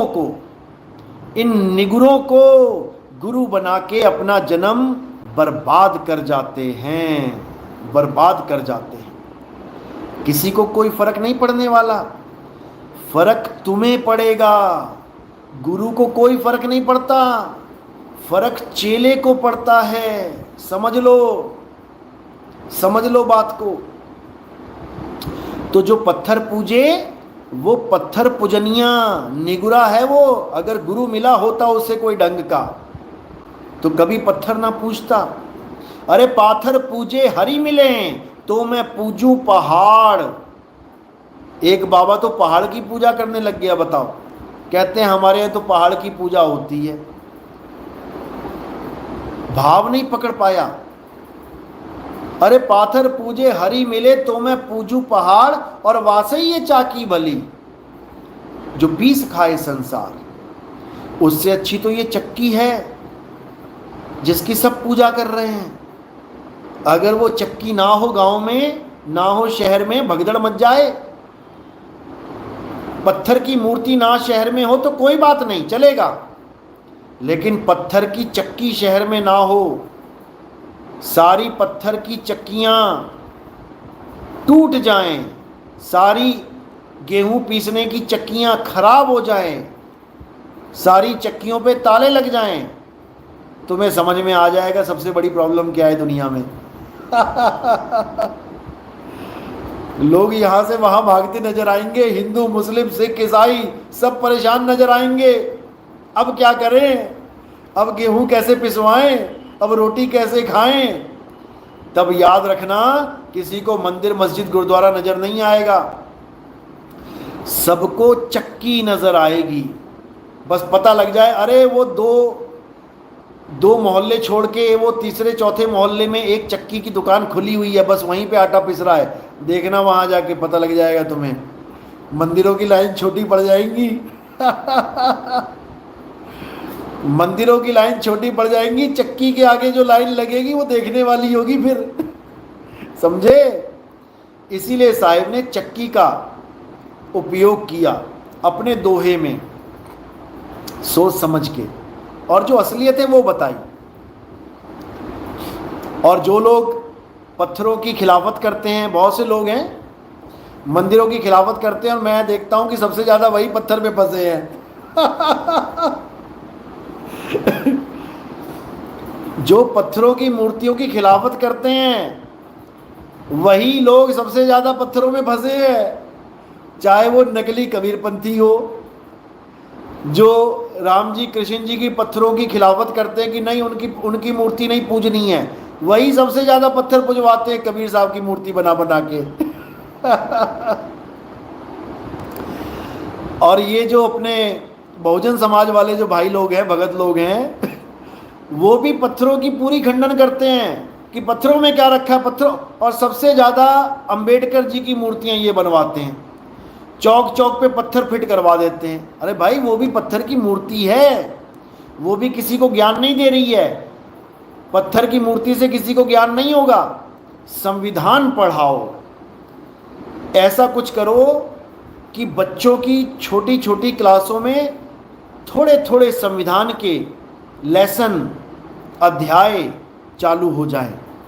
बच्चों को बचपन से ही पता होना चाहिए कि मानव के अधिकार क्या हैं, ये पार्क बना के, अंबेडकर पार्क और ये पार्क वो पार्क बना के ज्ञान नहीं होगा। समझ लो, करोड़ों रुपए पार्कों में लगा दिए, बड़ी बड़ी मूर्तियां बना दी संगमरमर, उससे क्या हो जाएगा? वही कान ऐसे छोड़ के ऐसे पकड़ा दिया लोगों को। ज्ञान दो, प्रचार करो, ज्ञान बांटो, पर्चे छपवाओ, उस पे संविधान के बारे में लिखो, बताओ, कुछ ऐसा YouTube चैनल पे डालो कि संविधान के बारे में हर चीज़ लोगों को पता लगे। ज्ञान दो, पत्थरों के चक्कर में मत पड़ो। फिर तुम पत्थर लगवाओगे, किसी ने आके उसकी उंगली तोड़ दी बाबा जी की, फिर वहाँ पे दंगे होंगे, फिर वहाँ झगड़े होंगे, फसाद होंगे। या तो सिक्योरिटी दे दो भाई, जैसे मंदिर में सिक्योरिटी होती है, ताला लगा दिया, पंडित जी ने CCTV कैमरा लगा दिया, अब कोई आएगा मंदिर का ताला तोड़ेगा, मूर्ति तोड़ेगा तो CCTV कैमरा में आ जाएगा। अब तुम्हारे बाबा जी की उंगली ऐसे खड़ी है और बिना सिक्योरिटी के खड़ी है। अब कोई अकल से पैदल आदमी आएगा, कोई तुम्हारा दुखिया आएगा, तुमने दुखी कर रखा हो जिसको, बेचारे को गालियाँ दे दे के, आके वो रात के अंधेरे में उंगली तोड़ गया। अब वो तो उंगली तोड़ गया और तुम लोगों के सिर तोड़ दोगे, उसके बाद दंगे होंगे, फसाद होंगे, उसका क्या फायदा? उसका क्या फायदा? क्योंकि अपनी बनाई हुई मूर्ति की उंगली बहुत इंपॉर्टेंट है, और परमात्मा की बनाई उंगली की मूर्ति, ये जो मूर्ति की उंगली है, इसकी कोई इंपॉर्टेंस नहीं रहेगी। फिर ऐसी पता नहीं कितनी उंगलियां तोड़ी जाएंगी, कितने सर तोड़े जाएंगे, कितनों का खून बहाया जाएगा, फिर वो सब जायज़ हो जाएगा। लेकिन हमारी बनाई मूर्ति की उंगली मत तोड़ देना। फिर जिन जीवित आदमियों के लिए संविधान बनाया गया है, वो जीवित आदमी जीवित नहीं दिखाई देंगे, फिर उनको तोड़ो फोड़ो। और पत्थर की मूर्ति के पीछे जिंदा लोगों को हॉस्पिटल भर्ती करवा दिया जाएगा। ये पत्थर की महिमा है भाई, ये पत्थर की महिमा है। पत्थर जिंदा आदमियों में फूट डलवा देता है, पत्थर जिंदा आदमियों को लड़वा देता है, पत्थर जिंदा आदमियों को मूर्ख बना देता है। समझदारी का जो ये ढक्कन है ना, दिमाग का ढक्कन, इस ढक्कन को बंदे को ही ढक्कन बना देता है। ये पत्थर ऐसी चीज है। इसलिए ऐसे भगवान की पूजा करो, ऐसे गुरु की शरण में आओ। जो पत्थर है ही नहीं उसकी उंगली कौन तोड़ेगा? जो शरीर है ही नहीं उसका सिर कौन काटेगा? तो बात इतनी सी है भाई, समझ में आ गई तो बहुत अच्छी बात है, नहीं तो ठीक है। पत्थरों से ही भगवान मिलेगा, पत्थरों से ही ज्ञान मिलेगा, तो बांटते चलो, पत्थर फोड़ते रहो, खोपड़ा पत्थर में मार मार के। साईं बंदगी सतनाम। तो भाई शरीरों से ऊपर उठो और आत्मा को जानो। आत्म तत्व सब में विराजमान है। वो असली राम, आत्म राम सब में विराजमान है। तुझ में राम, मुझ में राम, और सब में राम समाया। सबसे कर लो प्रेम, जगत में कोई नहीं पराया। समझ लो, वो राम सब में विराजमान है। बस उस राम का भेद बताने वाला मिल जाए और ऑथराइज्ड पर्सन मिले। ये निगरों के चक्कर में नहीं पड़ना है। इधर से ज्ञान चोरी कर लिया, उधर से ज्ञान चोरी कर लिया, बन गए, बैठ गए बाबा जी और यूट्यूब पे आ गए। ऐसे ज्ञान नहीं होता है, ऐसे मुक्ति नहीं होती है। अनुभव ज्ञान बिना सब झूठा, झूठी हाट लगाई। समझ लो, निकलंक गुरु संदेश, वाह दयाल जी वाह। आप मेरे नसीब में आए, मैं कोयले से हीरा हो गया। आपको बंदगी साहिब जी। देखो, कोयले से हीरा सबने होना है, क्योंकि इंसान जन्म मिला ही इसीलिए है। गागा से हंसा किया करत न लागी वार। गागा से हंसा होना ही है सबने, तभी जीवन सुधरेगा, नहीं तो नहीं सुधरेगा।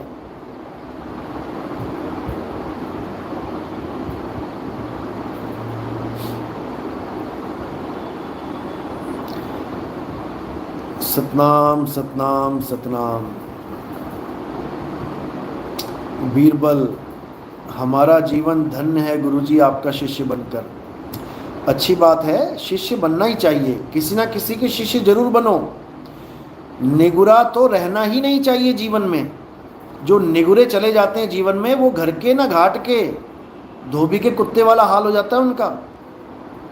याद रखो, किसी ना किसी के शिष्य जरूर बनो, यानी किसी ना किसी स्कूल में जरूर एडमिशन ले लो, चाहे वो कोई भी स्कूल हो, सरकारी हो, प्राइवेट हो, कोई भी हो, एक बार शिष्य जरूर बन जाओ। जैसे ही एलकेजी यूकेजी में आ जाओगे, अपने आप परमात्मा आगे का रास्ता खोलने लग जाएंगे। दूसरी में आओगे, पांचवी में आओगे, 10वीं में आओगे, 12वीं में आओगे, कॉलेज में आओगे, कॉलेज के बाद पोस्ट ग्रेजुएट में आ जाओगे, रास्ते खुलते जाएंगे। और तुम कभी एडमिशन ही ना लो किसी स्कूल में, तो भैया अनपढ़ आए, अंगूठा छाप आए, अंगूठा छाप ही बन के चले गए, उसका कोई फ़ायदा नहीं है।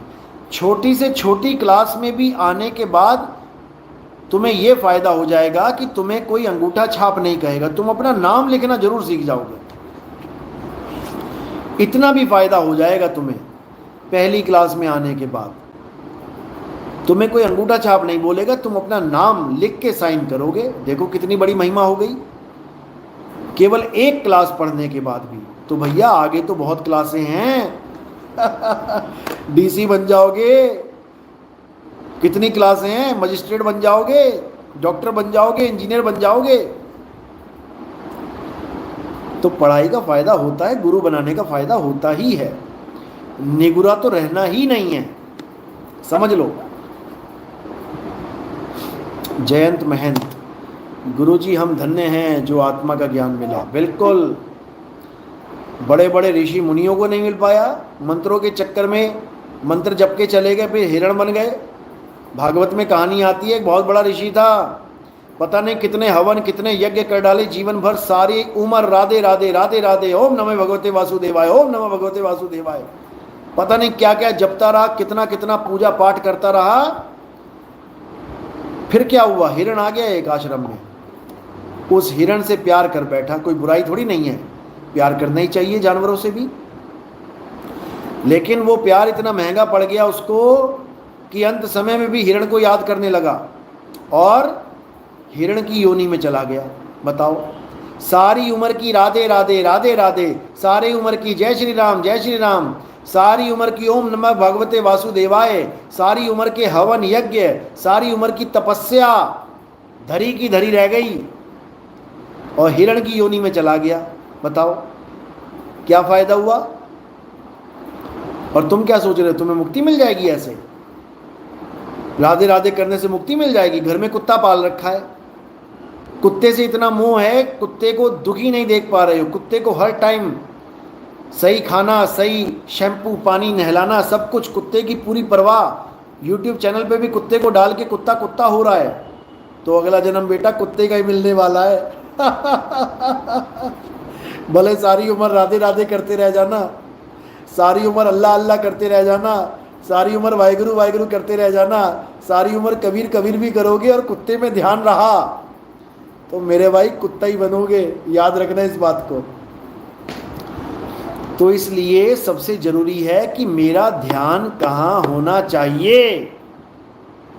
मुंह पे भले नाम हो ना हो, कभी जीवन में राधे राधे ना बोलो, कभी जीवन में अल्लाहू अल्लाहू ना बोलो, कभी जीवन में राम राम ना बोलो, कभी जीवन में कबीर कबीर ना कहा हो, कभी जीवन में वाहिगुरु वाहिगुरु ना कहा हो, लेकिन ध्यान कहाँ हो इसका ज्ञान जरूरी है, इसका ज्ञान जरूरी है। क्योंकि ध्यान की वजह से ही तुम्हारा गमन होगा। याद रखना, जहां आसा तहां वासा, जहां होगा ध्यान वही होगा अंजाम। ध्यान होगा हिरण में तो हिरण की योनि में जाओगे, ध्यान होगा कुत्ते में तो कुतिया की योनि में जाओगे, ध्यान होगा गाय में तो गाय की योनि में जाओगे, ध्यान होगा बंदरों में, कई बंदरों को भी खूब खिलाते हैं, खूब खिलाते हैं, दिन रात बंदर बंदर बंदर बंदर बंदर, तो बेटा बंदर की योनि में जाने की तैयारी करो याद रखो, अच्छी बात है, सेवा करना चाहिए, लेकिन ध्यान कहाँ हो, ये बहुत जरूरी है। गुरु ग्रंथ साहब में इसका खुलासा किया गया है। अरे धुन में ध्यान, ध्यान में जाना, गुरमुख अकत कहानी। ये अकत कहानी है, ये राधे राधे श्याम मिला दे, ये वाहेगुरु वाहेगुरु वाहेगुरु, ये कबीर कबीर कबीर, ये अल्लाहू अल्लाहू, ये कहानी नहीं है, ये कथनी बथनी वाली कहानी नहीं है। गुरमुख अकथ कहानी, अकथ है ये कथी नहीं जा सकती। याद रखना इस बात को।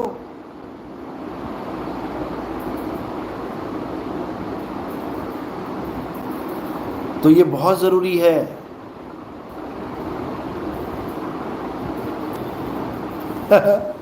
कृष्ण करीम, मालिक आपने भी बहुत लोगों को गुरु बना दिया है। ये ज्ञान सुन सुनकर बहुत गुरु बन गए हैं, बनते ही जा रहे हैं। देखो, इशारा मैंने पहले ही कर दिया था कि ये एक जन्म है। अब या तो तुम गुरु बन जाओ या चेले बन जाओ, एक ही जन्म है। साहिब कह रहे जो मिला सो गुरु मिला, चेला मिला ना कोई। और गुरु की भक्ति छोड़ के मुक्ति कहाँ से होए। अब ये जो गुरुवाई का कीड़ा होता है ये बड़ा खतरनाक होता है। ये देखो, कीड़ा जहां भी लग जाए, आप बढ़िया से बढ़िया फल लेके आओ जो बाहर से एकदम फ्रेश दिखाई दे रहा है, और पूरा दाम दे के आ रहे हो उसका, पूरा दाम, और जैसे ही तुमने उस फल को काटा या उसको चीर के देखा, अंदर कीड़े ही कीड़े हैं, कीड़े ही कीड़े हैं, तो अब फल की कीमत क्या रही। अब उस जो फल की कीमत है वही इन गुरुआ लोगों की कीमत है, क्योंकि इनके अंदर भी कीड़ा लगा हुआ है। गुरुवाई का कीड़ा, जिसके अंदर गुरुवाई का कीड़ा लग गया वो डस्टबिन में जाएगा। भले तुम 100 रुपए दे के आए हो उस फल के, लेकिन अंदर कीड़े हैं तो मेरे भाई वो डस्टबिन में ही जाएगा। और डस्टबिन हमारी वाली एक नहीं है, 84 लाख डस्टबिन है। इतना समझ लो, इतना समझ लो। ये साहिब का संदेश है, मेरा संदेश नहीं है। ये साहिब ने बोला है जो मिला सो गुरु मिला, चेला मिला ना कोई, क्योंकि मुक्ति चेले की होती है, गुरु की मुक्ति नहीं होगी। याद रखना, मुक्ति चेले की होती है। चेला बनो, गुरु के कहे में रहो, मुक्ति होगी। आज हमें भी जो भेष मिला है गुरु के कहने में मिला है, बिना गुरु के नहीं लिया हमने भेष। ये भी गुरु की रजा में रहना है, गुरु के कहने में रहना है। और नितिन दास ने ये पहले ही समझा दिया है तुम्हें कि अब इसके बाद हमारे पंथ में गुरुवाई नहीं चलेगी। हमारे पंथ में सब चेले बनेंगे, चेला बन के भक्ति करेंगे, मुक्ति को प्राप्त करेंगे। गुरु की जरूरत ही नहीं बचेगी। गुरु की जरूरत तब होती है जब तुम्हें ज्ञान ना पता हो, ज्ञान लेने की गुरु की। अरे जब सारा ज्ञान खोल दिया जाएगा तो किसी गुरु की जरूरत है ही नहीं। जो ज्ञान खोला गया है उस ज्ञान को धारण करके तुमने रहनी गहनी में आ जाना है, मुक्ति हो जाएगी। इसीलिए साहिब ने कहा सब पंथ मेट के एक पंथ चलाऊं। साहिब को कहने की क्या जरूरत है। वो क्यों कह रहे हैं कि अब सारे पंथों को मेट के एक पंथ चलाया जाएगा। इसका मतलब वो भी इनडायरेक्टली यही समझा रहे हैं कि अब किसी गुरु की जरूरत नहीं रहेगी तुम्हें। अब ये काया माया का खेल नहीं चलेगा। जब आएगा बीसम बीसा ना रहेगा, ईसा ना रहेगा, मूसा राज करेगा जगदीसा। ऐसे ही नहीं बोला गया है। और अगर कोई अभी भी गुरुवाई के चक्कर में सोच रहा है कि मैं भी गुरु बन जाऊं, कई तो ऐसे चेले हैं मुझसे बिना पूछे दाढ़ी बढ़ा के, बाल बढ़ा के, सफेद चोले पहन लिए उन लोगों ने। हमारे ही चेले ऐसे हैं। अब ये क्या है, कीड़ा, कीड़ा लग गया। और जिसके कीड़ा लग गया वो डस्टबिन में गया, समझ लो। जिसके कीड़ा लग गया वो डस्टबिन में गया, उसको कोई बचाने वाला नहीं है, नहीं है, नहीं है। समझ लो।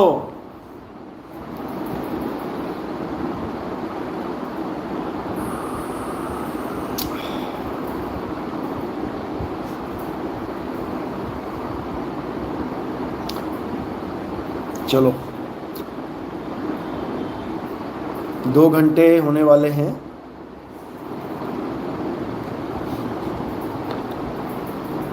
अब आप लोग आराम करें और जो समझाया है आज के सत्संग में, एक एक बात को अच्छे से दिमाग में डाल लो कि निगुरे से तो किनारा करो, सबसे पहले निगुरे को त्यागो।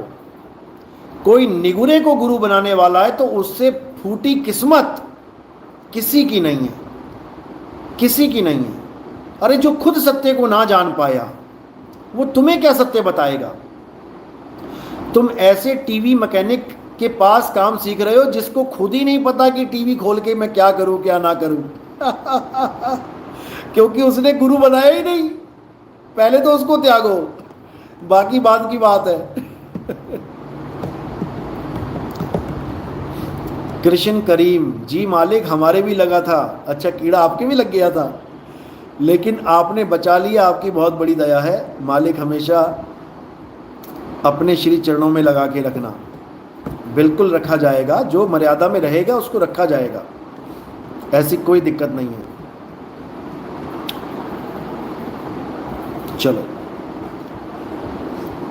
तो आज का सत्संग यहीं समाप्त करते हैं।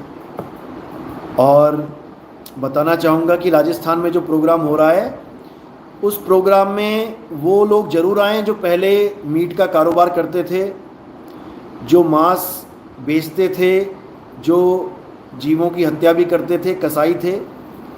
उन लोगों को विशेष सम्मान दिया जाएगा अगर आ सकते हैं तो, नहीं तो कोई बात नहीं। संदेश हमारा यही है कि अब जो कसाई हैं उनको भी ये मूल ज्ञान उन तक भी पहुँचे, अच्छे लेवल में पहुँचे। तो कोई भी प्रचार करता हुआ अगर कोई भी कसाई की दुकान आपको मिलती है तो आप वहाँ पे ज़रूर पर्चा दें। और जो मैंने कहा था कि जीवों को बचाना भी है कसाईयों से, वो भी ज़रूर करें। कोई भी त्यौहार आता है तो कम से कम 500, 700, 1000 रुपए के जीवों को खरीदें और उनको वापस पानी में डाल दें, या फिर जहाँ पर वो रहते हैं वहाँ पर उनको छोड़ दिया जाए ताकि वो अपना जीवन प्राकृतिक तौर पे जी सकें। इसमें कोई बुराई नहीं है भाई। जो लोग इसका मजाक उड़ाते हैं उनकी बुद्धि जिस लेवल की है लोग समझते हैं, उनको मजाक उड़ाने दो। लेकिन हमने बंदी छोड़ के बताए हुए मार्ग पे चलना है। बंदी छोड़ का मतलब होता है बंधनों से छुड़ाने वाला। हम बंधनों से छुड़ाएंगे नहीं तो हमें कौन छुड़ाएगा। जो जिसके समर्थ में है वो अपना कार्य निभाता चले। बंधनों से छुड़ाना भी हमारा ही काम है। जिन जीवों को हम छुड़ा सकते हैं हम छुड़ाएंगे। जैसे जैन समाज के लोगों ने पिछले साल बकरीद में बहुत बड़ा पुण्य का काम किया। उन्होंने कई बकरों को वहाँ से आज़ाद किया और उन बकरों को उन्होंने पाल लिया। मैं नहीं कहता कि आप लोग भी बकरों को आज़ाद करवा के पालो, क्योंकि उसको पालने में भी एक जिम्मेदारी बन जाती है। ठीक है, जैन समाज ने जिम्मेदारी उठाई, अच्छी बात है। लेकिन आप एक काम कर सकते हैं कि आप देखो, मारने वाले से बचाने वाला बड़ा होता है, पहले तो ये समझ लो। और अगर बचाने वाला ये सोचने लग जाए कि अरे इससे क्या हो जाएगा, तो मारने वाला और बचाने वाला एक बराबर हो जाएंगे। फिर कभी ये नहीं सोचना कि मैं इनको बचा लूँगा तो क्या हो जाएगा। उनको जीवन मिलेगा, उनको असहनीय दर्द से छुटकारा मिलेगा। परमात्मा देखेगा कि तुम उन जीवों को बचा रहे हो। परमात्मा तुम पे नज़र करेगा, तुम पर दया करेगा। तुमने उन जीवों को बचाया है, परमात्मा तुम्हें बचाएगा, मालिक दया करेंगे। तो ये बहुत ज़रूरी है, इसको भी अपने आचरण में लेके आना है। आप देखेंगे राजस्थान में ही एक समाज है, विश्नोई समाज। देखो कितना प्रेम करते हैं वो जीवों से। आप अनिल विश्नोई जी की, उनके बारे में जानेंगे, आप हैरान हो जाएंगे। बंदे ने अपनी जान की फिक्र किए बिना सैकड़ों जीवों को, हिरणों को बचाया। बहुत बड़ी बात है, ऐसे लोगों का सपोर्ट करना चाहिए। और जब मैं इस बार राजस्थान जाऊंगा तो मैं स्पेशल उनको मिल के आऊँगा, उनके गांव में। और वहाँ पर उनके गुरुजी का एक मंदिर भी है, उस मंदिर में भी जाएंगे, पूरे भाव से जाएंगे। ठीक है, हम मंदिरों का हम पक्ष नहीं लेते, लेकिन ठीक है, जिसकी जहाँ आस्था है हमें उसको भी देखना पड़ेगा। ठीक है, आत्मज्ञान की बात अलग है। तो जिन्होंने उस समाज वालों को इतना प्रेम करना सिखाया, सोचो वो गुरु कितना प्रेमी होगा। तो ज़रूर उनके स्थान पे जाएंगे, उनसे मिलेंगे और उनको सपोर्ट भी करेंगे, और मिल के ये काम करेंगे जीवों की रक्षा का। क्योंकि जब एक से एक मिल जाता है तो 11 हो जाते हैं। और भी जो लोग जीवों की रक्षा का कार्य कर रहे हैं, उनसे भी मेरा पूरा प्रोग्राम है मिलने का, उनसे भी मिला जाएगा। जिसमें कई लोग ऐसी संस्था चला रहे हैं जिसमें जिन जानवरों के कीड़े पड़ जाते हैं, जो बेचारे जीने से, मरने से बुरी हालत हो जाती है, मौत से भी बुरी हालत बदतर हो जाती है, उनकी सेवा कर रहे हैं, उनको भी हम सपोर्ट करेंगे, बिल्कुल करेंगे। तो ऐसे लोगों को भी हाईलाइट करेंगे। और बताना चाहूँगा कि अब 2025 में एक बहुत बड़ा मुहिम चलने वाला है प्रचार सेवा का। जो भी हमारा कोई भगत है जो अब संसार में, यानी अपने घर में, गृहस्थी में वो नहीं रहना चाहता और परमात्मा के नाम पे अपने जीवन को अर्पण करना चाहता है, तो वो हमारे साथ जुड़ सकता है इस मुहिम में, प्रचार प्रसार के मुहिम में। उनको पूरा सपोर्ट किया जाएगा और पूरे देश में प्रचार प्रसार में उनको लगाया जाएगा। गली गली में प्रचार सेवा होगी और उनका पूरा इंतज़ाम भी किया जाएगा, हर चीज़ की जाएगी। तो जो भी कोई अपनी गृहस्थ को, गृहस्थ का मतलब ये नहीं कि तुम अपने बीवी बच्चे छोड़ के आ जाओ, ऐसा बिल्कुल नहीं करना है। ऐसा ना हो कि तुम अपने पति को छोड़ के, अपने घर वालों को, अपने सास ससुर को छोड़ के तुम सोचो कि इधर आ जाएं, ऐसा बिल्कुल नहीं है। अगर कोई आना भी चाहेगा तो अपने घर वालों की रजामंदी से, अपने घर वालों से पूछ के, अगर कोई प्रचार में योगदान सेवा करना चाहता है, अगर कोई एकांत जीवन जीना चाहता है, यानी गृहस्थी में नहीं जाना चाहता, क्योंकि बहुत से फ़ोन आते हैं कि गुरुजी मैं शादी नहीं करना चाहता। अच्छी बात है, नहीं करना चाहता, और अगर कर भी ले तब भी अच्छी बात है, क्योंकि धारा तो दोनों भली, क्या गिरही बैराग, गिरही दासा तन करे बैरागी अनुराग। दोनों ही मार्ग बिल्कुल सही हैं, भक्ति कर सकते हैं। लेकिन अगर कोई इस मुहिम में, इस युग परिवर्तन में तन मन धन से समर्पण करना चाहता है, तो 2025 में एक बहुत बढ़िया मुहिम चलने वाला है, जो गांव-गांव और शहर-शहर में पूरी जागृति लेके आएगा। और देखते देखते कलयुग में सतयुग की स्थापना कर दी जाएगी। कलयुग में सतयुग स्थापित हो जाएगा देखते ही देखते। तो अगर उसमें कोई आना चाहता है जो बिल्कुल जिम्मेदारियों से मुक्त है, जिसके ऊपर घर की कोई जिम्मेदारी नहीं है, जो बिल्कुल मुक्त है, अगर वो आना चाहता है, आ सकता है। सबसे पहले तो मुझे इन्फॉर्मेशन आपने देनी है कि मैं तैयार हूँ, तो उन लोगों को इस सेवा में लगाया जाएगा। ऐसा नहीं कि आपको बैठे बिठाए सब कुछ मिलेगा, काम भी करेंगे, आपसे काम भी लेंगे और आपको काम पे लगाया भी जाएगा। यानी दुनियादारी का भी काम करेंगे और अध्यात्म का भी काम करेंगे, दोनों में निपुण करेंगे आपको। जो यहाँ पे निपुण हो जाएगा, जो इंडिया में अच्छा काम करके दिखाएगा, अच्छा प्रचार भी करेगा, सब कुछ बढ़िया होगा, उसको विदेशों में भी मौका दिया जाएगा। क्योंकि मैं विदेशों में जो जाता हूँ, मैं यही सेटअप देखता हूँ कि कहाँ से कैसे, कहाँ प्रचार करना है, कहाँ कमाई का ज़रिया होगा, कैसे भक्तों को यहाँ पहुँचाएंगे। वो काम भी करेंगे और वो प्रचार भी करेंगे, क्योंकि विदेशों में भी एक बहुत ही बड़े लेवल पे प्रचार करना है। तो जो भी आना चाहता है वो पहले मुझे इन्फॉर्मेशन दे। उसके बाद छटनी करेंगे कि कौन इस लायक है, कौन इस लायक नहीं है। जो हमें लगेगा कि हाँ ये बंदा परफेक्ट है, प्रचार प्रसार में भी और काम काज में भी, काम भी करवाया जाएगा। ये मत समझना कि आश्रम वाला हाल है कि आए बैठे और लंगर पाड़ा और चले गए, ऐसा काम नहीं है। तुम्हें इस लायक भी बनाया जाएगा कि तुम अपने पेट का धंधा भी करोगे, और इस लायक भी बनाए, यानी स्वार्थ और परमार्थ दोनों में निपुण किया जाएगा। तो यहाँ पर पूरे अच्छे से समझाया जाएगा, और जब बहुत निपुण हो जाओगे 2 साल 4 साल 5 साल में, तो आपको विदेशों में भी मौका मिलेगा, और आप वहाँ पर जाके भी, जो मैं लोगों को मिलता हूँ, एक पूरा प्लेटफॉर्म तैयार किया जाएगा, वहाँ पे जाके भी आप प्रचार कर पाएंगे।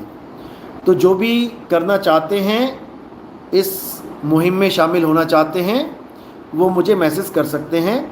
मेरा नंबर है 9256111007, 9256111007। तो आप इस पे संपर्क करें, मैसेज करें, और आपने मैसेज करने के बाद क्या लिख देना है, आपने ये लिखना जरूर है। क्या लिखना है? बिना स्पेस दिए ABCD, बस ये 4 अक्षर लिखने हैं, बिना स्पेस दिए ABCD, ये लिख के टाइप करके भेज देना है मेरे व्हाट्सएप पे, ताकि मैं जैसे ही ABCD को सर्च करूं तो आप लोगों के मैसेज मेरे सामने आ जाएं। क्योंकि हज़ारों मैसेज आते हैं, रोज़ के हज़ारों मैसेज आते हैं, मैं नहीं देख पाता हूं इतने मैसेज। पिछले साल के मैसेज पड़े हुए नहीं खोल पाया अभी तक। कई लोग कहते हैं गुरुजी आप मेरा रिप्लाई नहीं देते। भाई 50,000 मैसेज में मैं कहाँ रिप्लाई दूंगा, किसका? तो जो इम्पोर्टेंट मैसेज मुझे लगता है, जो मैंने पहले बोल रखा है, जैसे ANTI लिखने के लिए या IMP लिखने के लिए, मैं वही मैसेज देखता हूँ, बाकी मैसेज मैं नहीं देख पाता हूँ। कोई बाई चांस ऊपर मैसेज आ जाए तो मैं देख लेता हूँ, इसका रिप्लाई कर देता हूँ। तो जो लोग इस मुहिम में शामिल होना चाहते हैं, वो केवल ये लिखेंगे ABCD और मैसेज कर देंगे। ठीक है, चलो बोले सतगुरु बंदी छोड़, सतगुरु सत्य कबीर साहिब की सदा ही जय हो, मालिक की सदा ही जय हो, परम पिता परमात्मा की सदा ही जय हो। हमारा भारत विश्व गुरु बने, कलयुग में सतयुग आए, हर जगह प्रेम ही प्रेम हो, हिंदू मुस्लिम सिख ईसाई का झगड़ा खत्म हो जाए, हमारा देश भ्रष्टाचार मुक्त हो, एक अच्छे समाज का हम निर्माण कर सकें, हर तरह की बुराइयों को हम ख़त्म कर सकें। इसी अरदास के साथ मैं आज का सत्संग समाप्त करता हूँ। साहिब बंदगी सतनाम, जय बंदी छोड़ के, जय सतनाम।